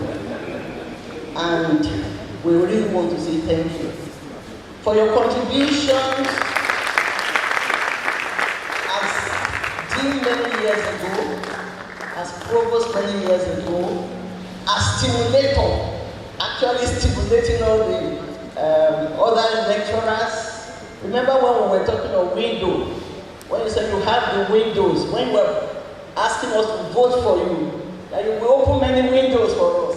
Did you open the windows? You really did. So this morning he's going to be talking to us about the establishment of high fidelity stimulation laboratory for clinical skills learning at the University of Benin. He has started what Professor Agbolahor said should be done. He has already started last February. And work is still there as a testimony, and there are many other testimonies. But because of time, we must go on now. Please welcome to the podium Professor Friday. Thank you very much. Thank you very much. The chairman of this occasion, my very good friend of several years, Professor Edema, the provost of the College of Medical Sciences, deputy provost, the deans here present, very senior professors, let me especially recognize Professor Dennis Agbolahor, who has led a very good job of my friend from the University of Medical Sciences is actually sitting down there, the former dean, the foundation dean of the Faculty of Basic Medical Sciences at the University of Medical Sciences. And then, of course, my friend of several years, Professor Joseph Balogun. He's my twin brother, because everywhere I go, he goes with me. He's been my friend since 1986. When we started lecturing together at different, he's from Kogi State, and I'm from Edo State, but we're friends. We've seen each other every year for the past 20 years. No. So, ladies and gentlemen, today I'm going to talk about simulation that we've established in Surrey. And I don't want to say established in Surrey, but it belongs to the College of Medical Sciences. So, Surrey established it is not Surrey, because we cannot do it without me. And I want to very sincerely thank Professor Agbolahor for leading us to what simulation means. But now let me say a few things about Professor Agbolahor. I had people thanking him and saying that he's been doing research as a child. And I want to make the comment that I knew Professor Agbolahor several years ago when he was Vice Chancellor at the Akufali University. And he confidently told me that the reason he was appointed Vice Chancellor was because at that time, the criteria for appointing people Vice Chancellor was to look at the publication you have done after you become Vice Chancellor. And when they compared his publication with others, he was straight ahead, and that's why he became Vice Chancellor. So the lesson is that Professor is a lifelong endeavor, and that learning and knowledge will mature with age. And I can tell you that Professor Agbolahor is more mature now, more experienced than it was 20 years ago. So, sir, thank you very much for giving this back life. So, those of us who are professors, please know that your professorship doesn't end at the time you become a professor. No matter of fact, that's when it begins with more, let me say, phenomenal research, more impactful research, mentoring of students, mentoring of candidates, and so on and so forth. So, don't give up. Even when you retire, sir, I won't give up. I can tell you that. Because I also have people, I actually got me more papers after I became professor than before I became a professor. So today I'm going to talk about how Surrey established this simulation lab. For those of you who don't know Surrey is here at the University of Benin. It's a World Bank supported program which is aimed at building capacity within West and Central Africa region for reproductive health to reduce the very high rate of fertility, the high rate of maternal mortality, and abortion, HIV in the region. So it was established in 2014, and it was through a very intensive proposal writing process where almost 200 universities participated across West Africa. At the end of it, 8 universities were selected to begin the program in 2014. And today, we ran the program, the first arm of the program from 2014 to 2020, and it was renewed for us again from 2020 to 2024. And those of us who performed well were renewed. And I believe that we also have the prospects of further renewal and getting more grants for accelerated education. So SERI, the mission of SERI is to implement high quality training, applied research, and community services for reproductive health professionals in West Africa, which is needed to build a new cohort of human resource to reduce the region's high burden of maternal mortality and safe abortion, which I said earlier. Our vision, indeed, is to begin to become the leading institution in Africa, providing high-level innovative and transformational changes related to matters and population development, as well as the health of women. Now, these are the key objectives. We offer master PhDs in reproductive health, in nursing, in public health, and in health economics. Secondly, we also offer masters in those courses, as well as short courses in the courses, in the 4 courses, and then the establishment of a regional laboratory. Today we have one of the most preeminent regional laboratories. And the reason I'm making this presentation is that we have facilities in SERI which are not being used. And it's so sad. And we have laboratory for things you can do, for high-level experimentation you can do, that are being underutilized. One of them is even the simulation lab. We established simulation lab because we thought it was a need in the Department of Nursing, for example. Nursing being one of our prominent programs. But unfortunately, to date, I'm old enough to say the publicity provost. I'm not an Nursing was the one that made us to establish this simulation lab. But to date, nursing department is one department has refused to do that simulation lab. Most of the department have called them, let me give you a presentation. They refuse to come to a presentation. I don't know why. And then I've called them to come and read simulators. Only one day, about 4 of their students came and joined students from ONG. And then, as they were presenting, after 2 minutes, they signed their name, they said they are going away as well. I stopped them from doing it. And so that's the only one issue I remember that is still the rest. So I want to thank the Department of Obstetrics and Gynecology. Professor Naruna here, who is our speaker. Thank you, Professor Naruna. We have the Department of Community Health. Thank you very much, sir. We have been very active. Pediatrics is Professor. Thank you very much, sir. Thank you very much. And then you medicine, Dr. Rosemary Ujagwe. See here, actually she's one of the people this presentation today. I don't know why she's not there. I think she traveled probably. So, I want to thank the former provost of the College of Medical Sciences, Professor who was very supportive back in the very beginning.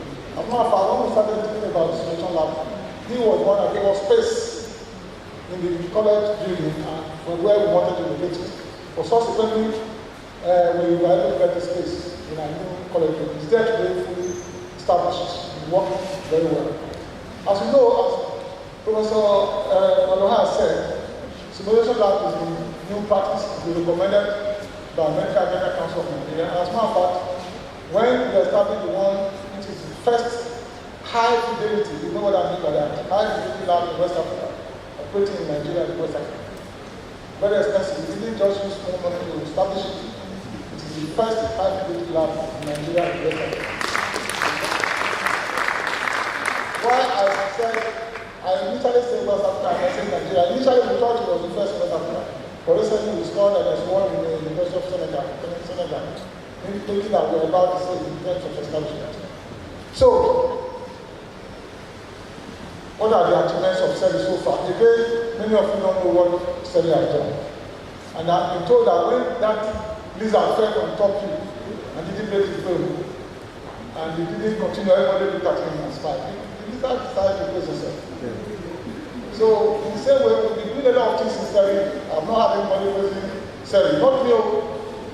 I've not had anybody praising Sally. So it is now I'm going to praise myself. I'm telling you that there's a study and I'm the brilliant secretariat. Please go there and see what you have in that secretariat. While we're continuing research molecular laboratory, please go there and see the molecular laboratory. We have the students hostel, international student hostel, and we have the guest house, fully renovated and being operated as service. We have an ultraviolet laboratory. That library supplies, I don't want to say because let me say, it compares very favorably well with the university in terms of these facilities. We go to online resources and we have the exam to all the We have new library, we have books. Instead of the lab. And most of the time, when there's no lab expert in the university, there's always lab there. So you come there and examine. Not even they can tell. Those of you who have not been there, please go there today and see. If I'm telling lies, don't talk to me again. And then we have been doing international acquisition. All our courses have been doing international acquisition. An agency in the UK called APIA. As a matter of fact, APIA are waiting me nominated to become a member of the acquisition board. And also the necessary business. I think we are the first program in the rest of the UK to do international acquisition. And thirdly, we have trained 788 masters in various disciplines, PhDs, 88 PhDs, and recently one of our PhDs presented. He was one of the best University of France, etc., and there are more than 70 regional students from various countries, Gambia, Ghana, Plenary, Plenary, and Malawi. I will still have to them. I hope they are here. I ask them to come. So, now more recent achievements of self. We provide internet facility for the entire university system. We've been doing that for the past 4 years. So, again, I said,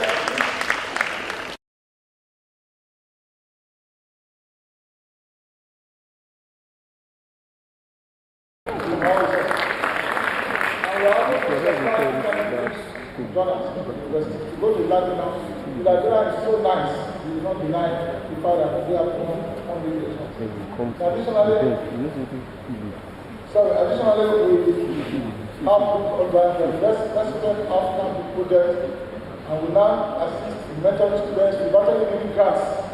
Fellows, students who are doing fellowship exams, we give a lot of grants.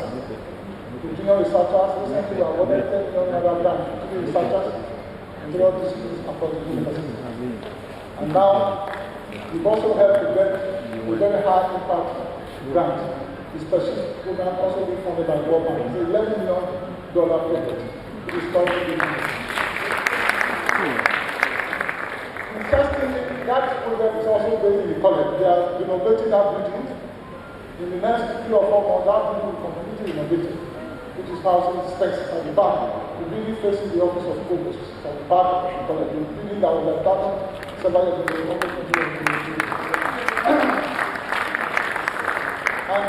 And then the university is currently, we are now engaged with the university to get international accreditation.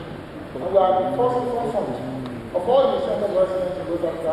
The University of Benin is number 1 in terms of progress we've made in achieving international accreditation. So ladies and gentlemen, let me talk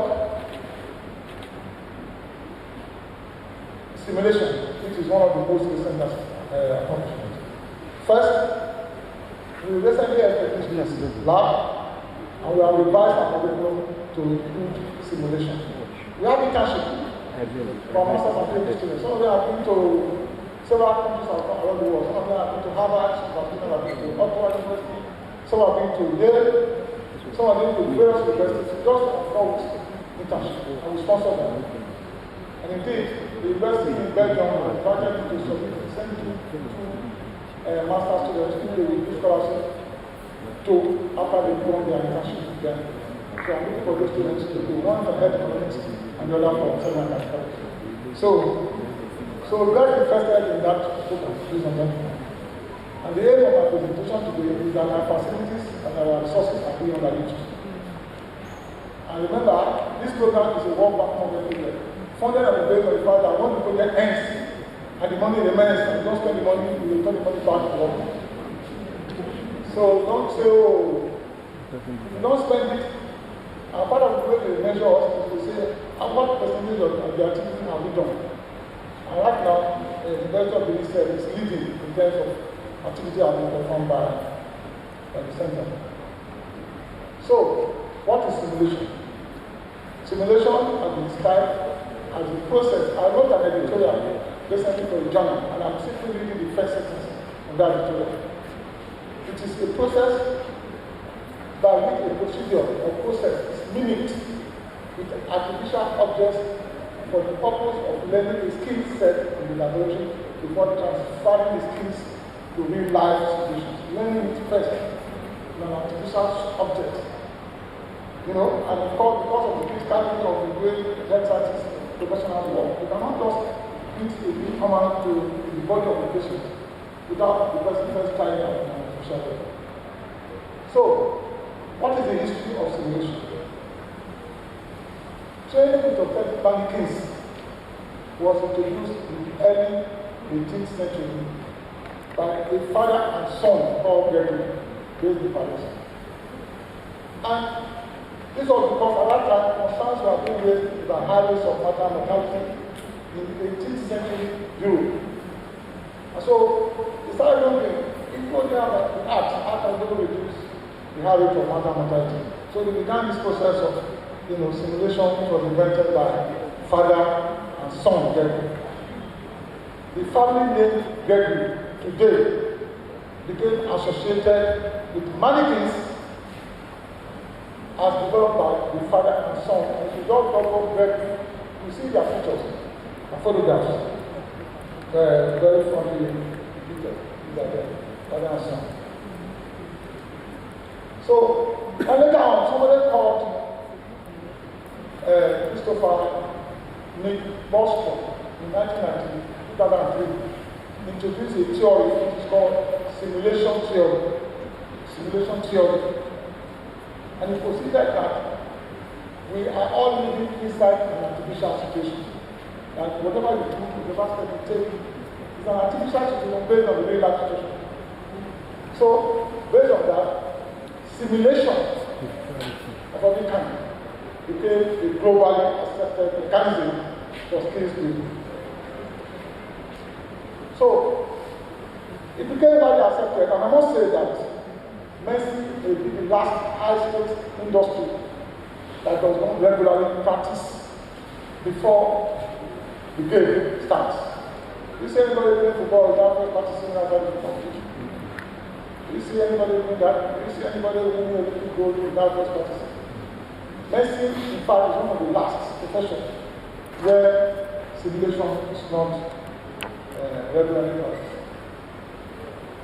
So, simulation is now a standard for clinical training.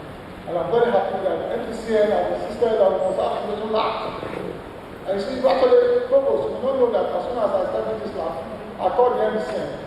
I said, look, the best of the day has gotten this laboratory. It was very for 3 times the size of the number of students you carry alive.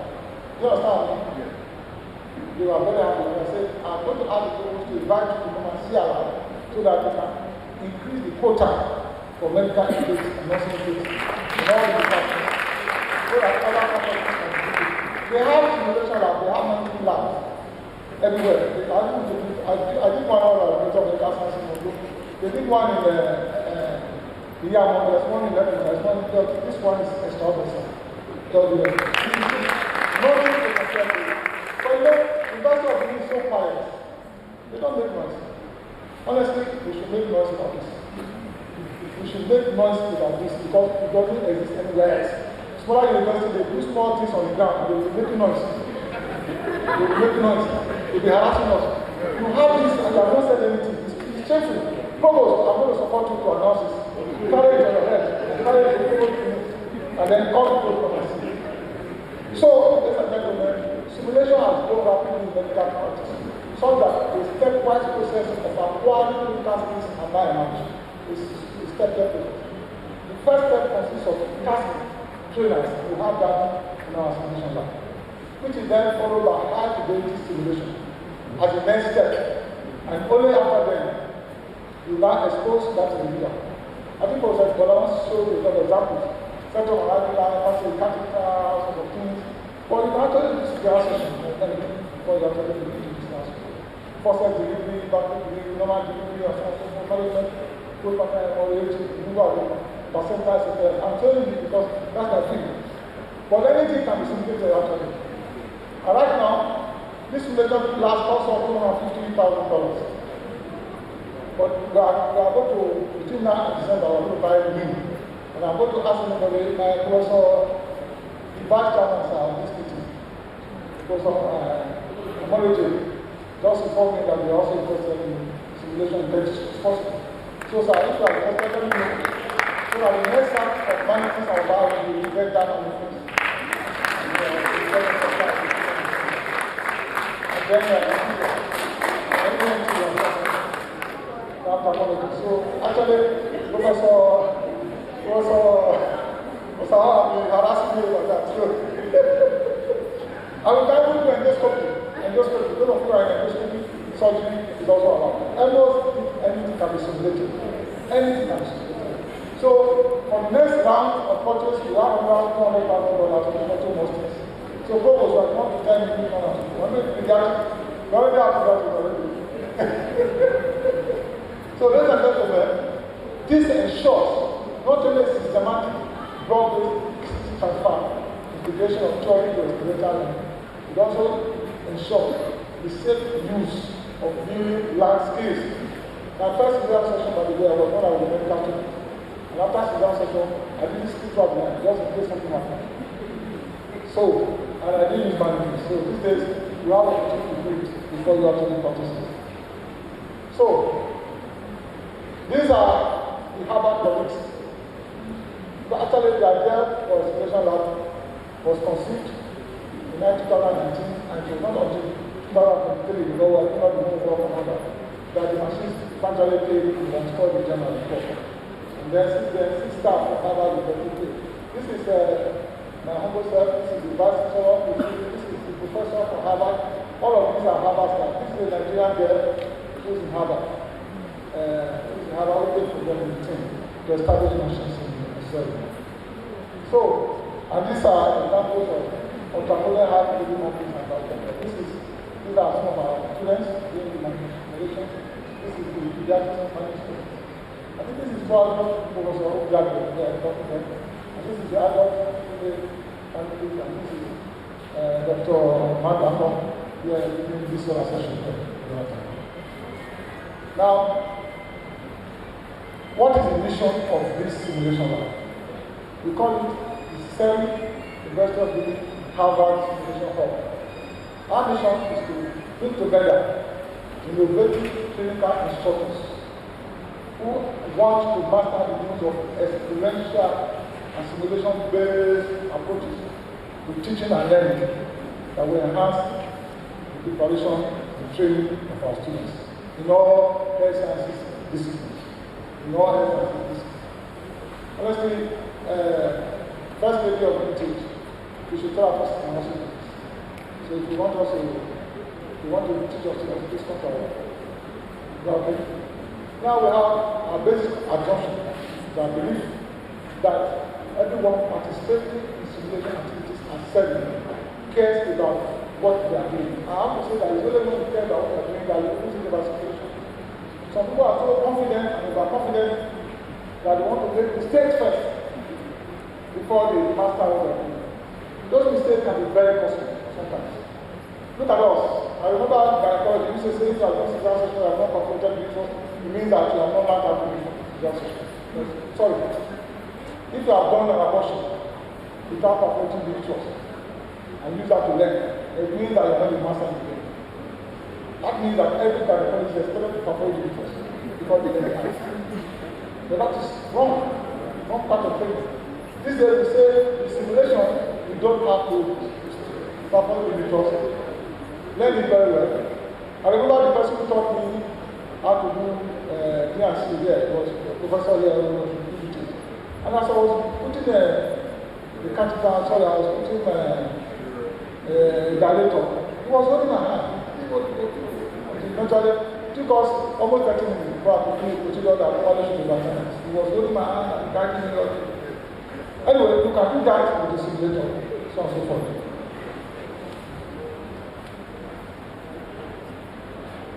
We prioritize a safe learning environment, characterized by support, by curiosity.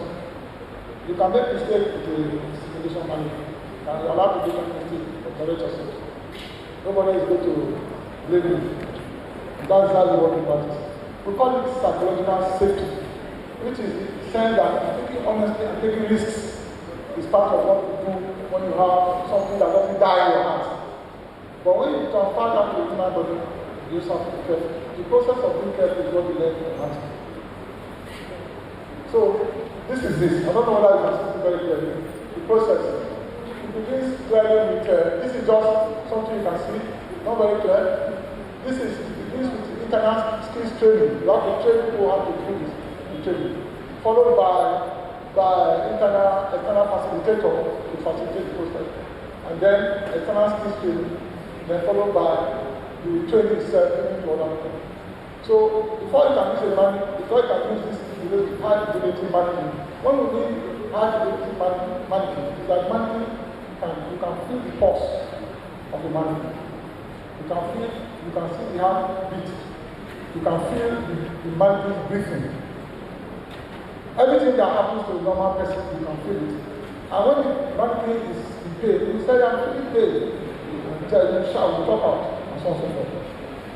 And you can test whether or not you have pain, power, and so on and so forth. Those are what really like management does. Otherwise, other type of management are things that you can't feel those other things. And so on and so forth. So, it is lifetime, and for that reason, because it is high fidelity, you have to undergo some sessions in training. I personally have done about 6 training sessions. And I'm still not a full expert, but I think I'm skillful enough to be able to pass the information to others. You know, because you have to undergo training before you can train and have to do it. So those of you who are not, the purpose has been there, sir, but you are not prepared.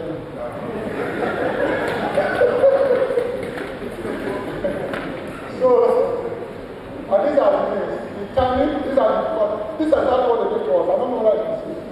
Between Ghana and July, we have 7 series. We have training. This was the time training was done. Because it was installed in Plenary. And between that January and July, we were doing some of the training of those who train others, what we call training of trainers. And then by now, I think we've got about 6 people trained. We've got about 2 activity training sessions. And they're going to get the Harvard people will give us certificates.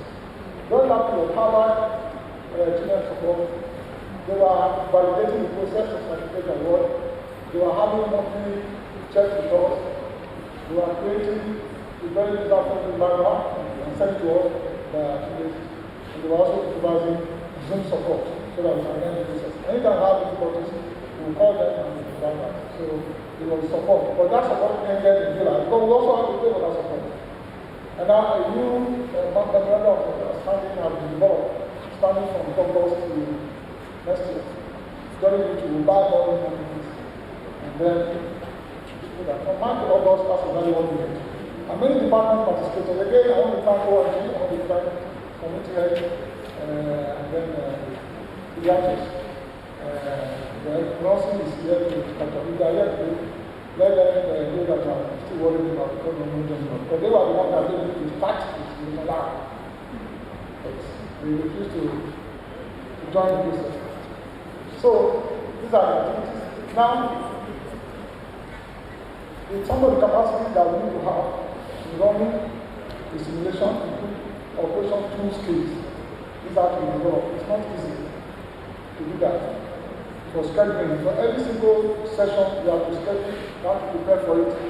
You have a lot of toolkits, you have a lot of mechanical issues to address. Also to address, to validate the facilitation's work and facilitating. Monthly meetings, equipment handbook. We have a handbook that talks about each of the equipment. Each of the management has a name. And under that name, you have just as a car. You have all parts, and somebody tells you that all the different parts of the car. That's the same with the management.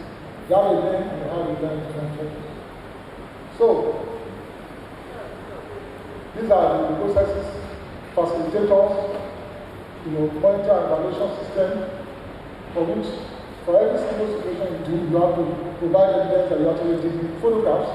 So it's not easy for us to just do somebody's name and certificate the person, because that person is certificated. I think Dr. Obi has done your and then finally, you track simulations over time, which is what we're expected to do. Professor, those who are completed simulation now, we now be the one training others, especially medical students, other consultants, by the way, resident doctors, and so on and so forth. So, these are this. Number one is, these are examples to run simulation training. The first is to partner with a colleague. For example, myself and Dr. Manda call partner together, because you can't do it alone. So I partnered with somebody, and then the two of us developed the scenarios, very broad scenarios. For example, you can say, what is the scenario for managing the mental anesthesia? And then they will tell you, oh, patient feels like that. You start to write it to the panel. So two of you, myself and it was Dr. Madako, did that to manage. And then the other person, the partner will be the facilitator. So on the day of the simulation, one of you will be the facilitator. You know, both of you are very scenario. And then tell you one person facilitates the first scenario, but normally we do two. The first person facilitates the first scenario, while the other person just runs the technology or works with students, and then practice what is going on. And then finally, we switch roles for the second scenario. So every simulation exercise normally involves two people who are facilitators. And that's how we run it. I think that Dr. Who was Dr. Who, yes. You have not finished your own. You have finished, okay. Okay, thank you. So these are the cycle, teaching cycle, we are teaching. This is the teaching cycle. The self-preparation, which is often doing that, introduction. And introduction, we have a video. We have a video whereby if you are going to simulate something like myometry to students, if I'm going to show you a video of the fibroid, what the various methods of using fibroid, the myometric procedure is done, show them the video. And then before we go ahead and work with the simulation, you have to do and learn how to do myometric and so on and so forth. And let's say process delivery. Let's say vaginal delivery. Do a video of vaginal delivery in a video room. And then after that, they learn processes of vaginal labor, how to do vaginal delivery, how to do first stage of labor, second stage of labor, and third stage of labor. And the subsequent student will go to the simulator to actually do processes. For me, I find that video session is very educational. Very educational. And so we always tell those who are going to do the simulation, before we do the video 3 times, before the 3 students and other people to do the simulation. And then after that, you need to observe. The observation is what is, and then the processing of what you observe. And then the briefing is coming back to find out what you done correctly. For example, manager and emergency, what do you do correctly? What would I do for them? What would you recommend and you go for after the next episode? In any case, that briefing enables you to see how you can tie up your briefing, your simulation to real life situation. As the first position here, how you can tie up whatever you are doing simulation to real life situations. So I'll take it, and these are the video physics. I don't want to go through this again, you see it. It's also described what I just said. And then program, the outcome programs, what we've done so far, the 26 academic staff, and then several resident doctors have participated in simulation sessions, several students from Australia and Gynecology, nursing, community health, and 3 students from nursing. Who came partially, they just came for 20 minutes. When I asked them to sit back, they were angry, but they were forced to sit back. You see that they wanted to go. And therefore, I really have them to.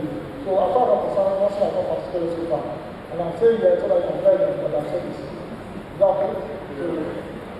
So if you want to come and jump on my back, you can come and jump on my back. And my back is so broad enough. It will swing you. So I want to say that it's growing interest. But the purpose of this presentation is to grow this interest even wider beyond these 2 faculties. Ophthalmology, you are welcome. Pediatrics, you are cardiology, which department,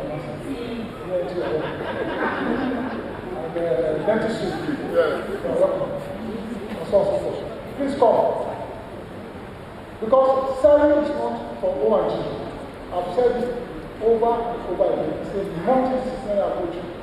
I can tell you that several departments of this university have benefited from selling.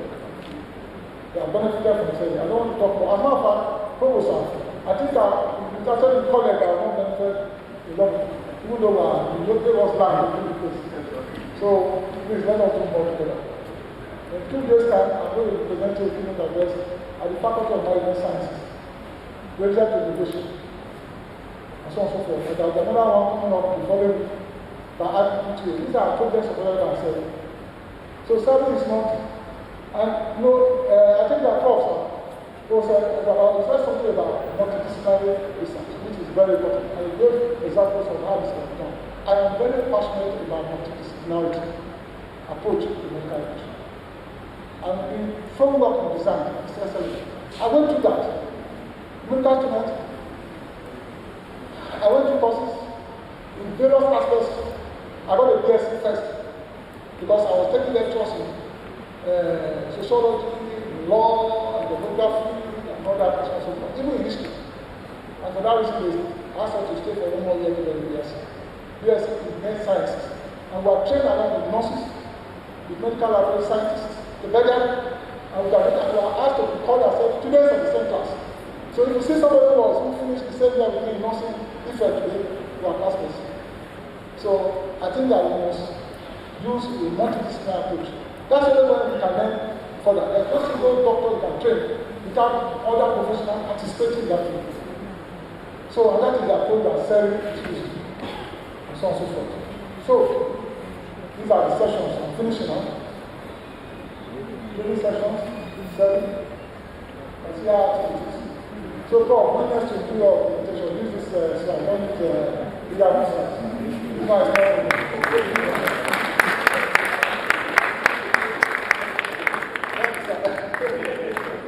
Thank you. And then, program challenges. Some of the challenges because I always high cost, then it's expensive.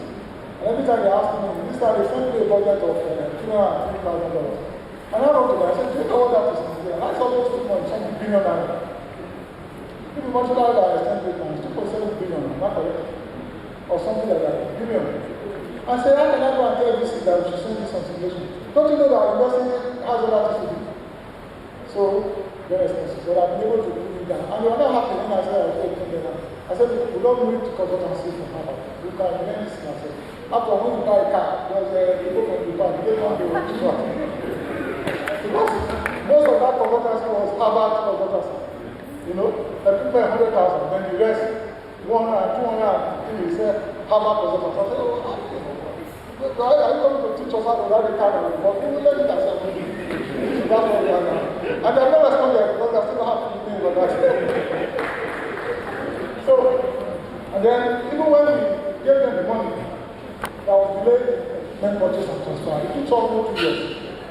We gave them the money in 2020, and they delivered the product January this year. They had arrived, and then we started looking for the products and so on. It took almost 2 years. Some people were already spending this in their Friday all about saving the money. And I told her, I went to tell her, I said, I'm saying it's not part of me. I worked very hard.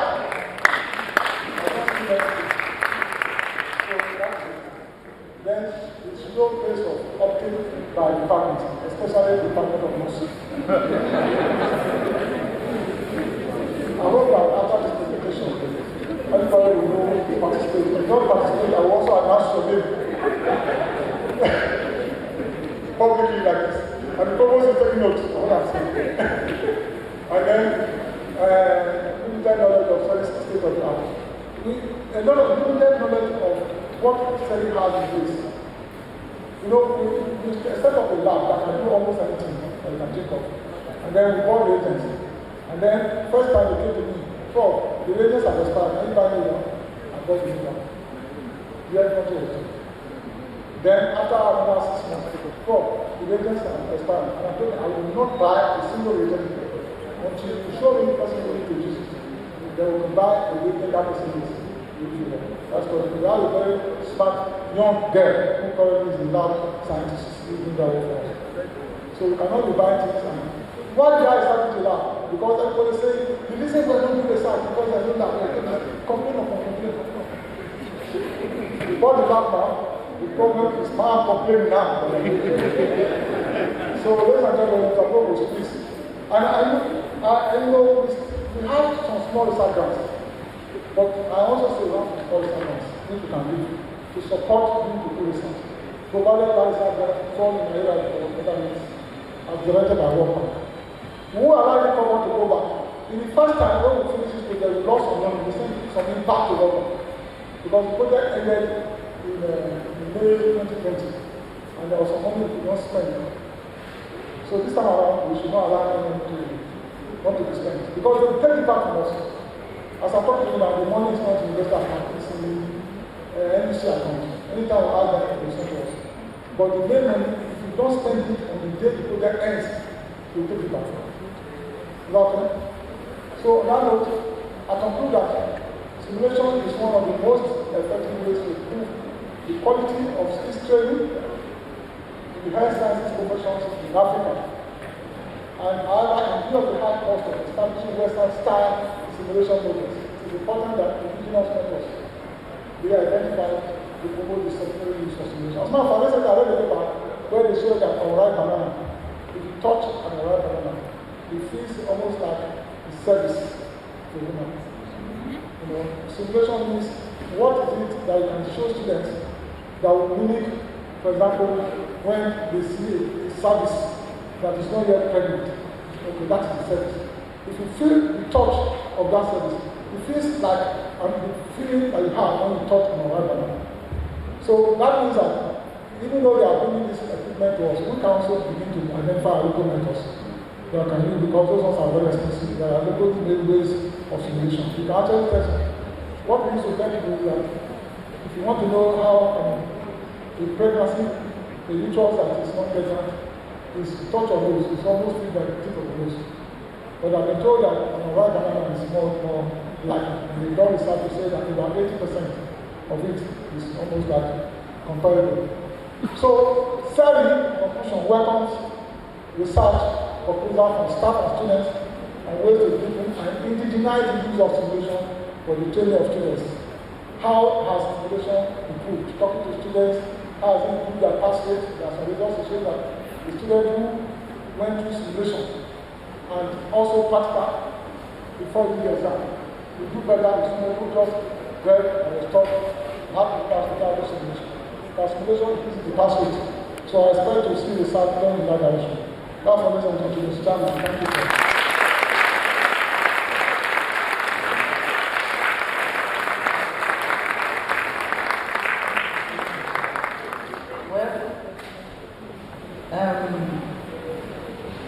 This presenter standing for himself and a few others who have been working with him have done justice to this topic. And from all he has told us, we have come to realize that SERI is a micro-university inside the big university. It's a micro-UPTH inside the big UPTH. I want us to give him another round of applause. Thank you very much. Now, I also want to take note that if Professor Kunofua had been like many of the people who are taking care of us in Abuja, we will only be hearing, we will not see anything. Am I right? And I love to give praises when the person can hear your praises. Please, let's give him another round of applause. We saw WAC, we saw SERI, and SERI is a bigger giant than we even thought. Do you understand? ORG is already in SERI, pediatrics is in SERI, dentistry is going to come to SERI, ophthalmology come to SERI, all of you here to come to SERI. So we have to give it thank you.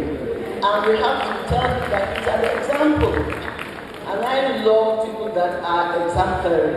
Because this country, if this country had had a few more people like this, we will not be where we're talking of brain drain. I don't get those who are running away, but I pray that somehow or the other, many of us here will be stimulated to be like him, and more people will stay. And then some people will also come back. Thank you, Honorable, for coming this news. Finally, I agree very well with all he's saying. I'm telling our students, please go to your YouTube, learn, and you can learn some of the procedures even before you go to class. It will make the class more impactful, and even all of us. Then, even on YouTube, we can learn a little bit of what he is talking about, so that when we get there, we'll not be total strangers. Okay? Besides, I remember, I think Ben Carson, the famous neurosurgeon, telling us that before he will go in for a case, they will do the same simulation, we'll call all the team together, they will practice. This case is likely to be like this, and it makes things work better. So again, we say thank you very much. We are very, very helped. And at this point, I'll hand over, just before my co-chair is here. He has a lot in his head, it's just that I decided to do the talking. Because he will be here even when I'm retired. Thank you.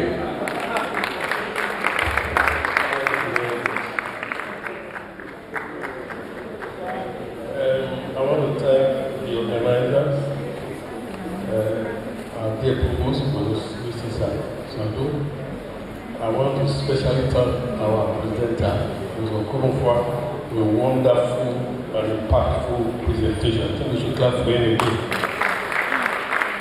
Just a few comments. First one is to appreciate our presenter for the impact that he has made both in the college and the university.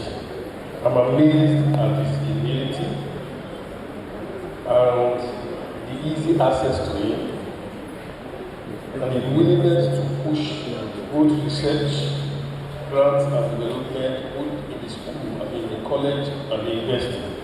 We will continue to tap from his wealth of experience and influence. I think one of the things he has expressed here today is that we are not tapped enough. He's beginning to get agitated, that we are laid back, we are challenged to do more. Let me also talk about a little about what we learned today, the simulation. It was wonderful to know that Seri has so much to offer, including simulation lab. Thank God, before he presented, I had approached him to tell him that dentistry is interested. So we are not exactly among those who have refused. We showed interest before he started presenting. While he was doing the presentation, I took note of the programs that are already running in Seri related to simulation. It seems like the nurses and some other departments, including ONG, they've gone far. I want to stand here to say that dentistry is interested. We are looking at it at 3 levels. First of all, to train the facilitators, and then to assist us in the area of equipment we need for stimulations in dentistry, and then ultimately to bring in a program for Masters or PhD training related to stimulation in dentistry. We intend to work with him to ensure that. Because we have a big challenge. I don't know how some other departments or faculties are coping. In dentistry, we have a major challenge at the level of basic science. If we don't have certain number of equipment in our preclinical lab, we cannot get the accreditation. And these things are very expensive. You can imagine if we tap into the available simulation, we can actually approach NDC and say, you can't force me to get 50 phantom heads, where simulation can take off 100 students for me. I think that will transform our accreditation. We are going to work closely with our prof to ensure this, and we will reflect that our presence seriously in Seri. Also note that there is a systematic approach to simulation program that they presented. They have a program, number one, with masters and PhD. Secondly, the set up objective of what they want to achieve in the program. Thirdly, they were able to create different levels, steps of making the impact by way of training, having the tax trainers, and then high-level fidelity, and then finally exposure of trainers. I'm interested to also see that they were able to improve on their capacity, and then, of course, they measure everything in the program outcome and the challenges.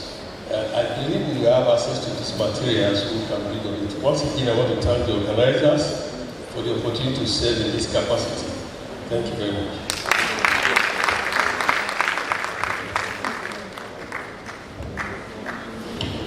You will agree with me that it has been a wonderful morning, learning a lot about medical education, simulation, and all the newer technologies, including the marriage between clinical service, research, and education. So it's been a really wonderful one, and I'm sure that we're taking a lot of notes. The morning has only just ended. We are moving into the afternoon, and I know that we are already trying to get our abdominal or stomach enzymes working. So we'll just we'll be taking a short break from here, and we'll be moving immediately to Seri, where we'll be having the parallel sessions and some very wonderful presentations from our researchers. Immediately after the Seri program, we will have lunch, and then we will return back to this hall for the last plenary, which is a panel discussion. That's going to be a very important one that you shouldn't miss. And after that, we'll have our closing formalities and the closing ceremony. So I'll take it again, please. Immediately we leave here. As part of our break, we'll be moving over to the Seri building, where we'll have our parallel sessions. We'll have 2 halls there for the parallel sessions.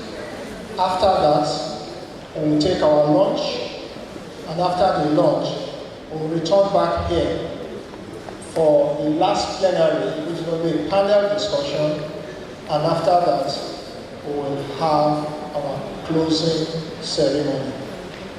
So, as we end this session, I want to thank the chair of this session, Professor Edema, the co-chair and Dean of Dentistry, Professor Moriki, and in a special way, the presenter and his team, Professor Friday Okonokwa, Dr. Kento Bimadwakon, and Ms. Vivian Ono, who were all involved in this presentation. Please a round of applause for them.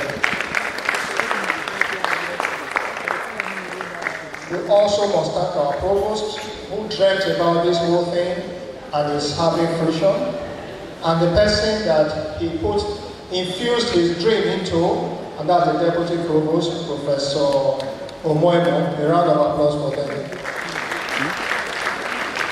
And in the most special way, for all those who have been here since morning, all our seasoned teachers, professors, doctors, colleagues, consultants, and especially the great students of the University of Benin. Great Uniben. Great. Greatest Uniben. Great. Or maybe I won't have shouted great for those who came late. But all the same, you are still great, you are still here. Greatest Uniben. Great. Alright, so where are we going to now? Seri. For what? Parallel session. And after that, our lunch. Thank you very much for having me here. Big round of applause for all of us.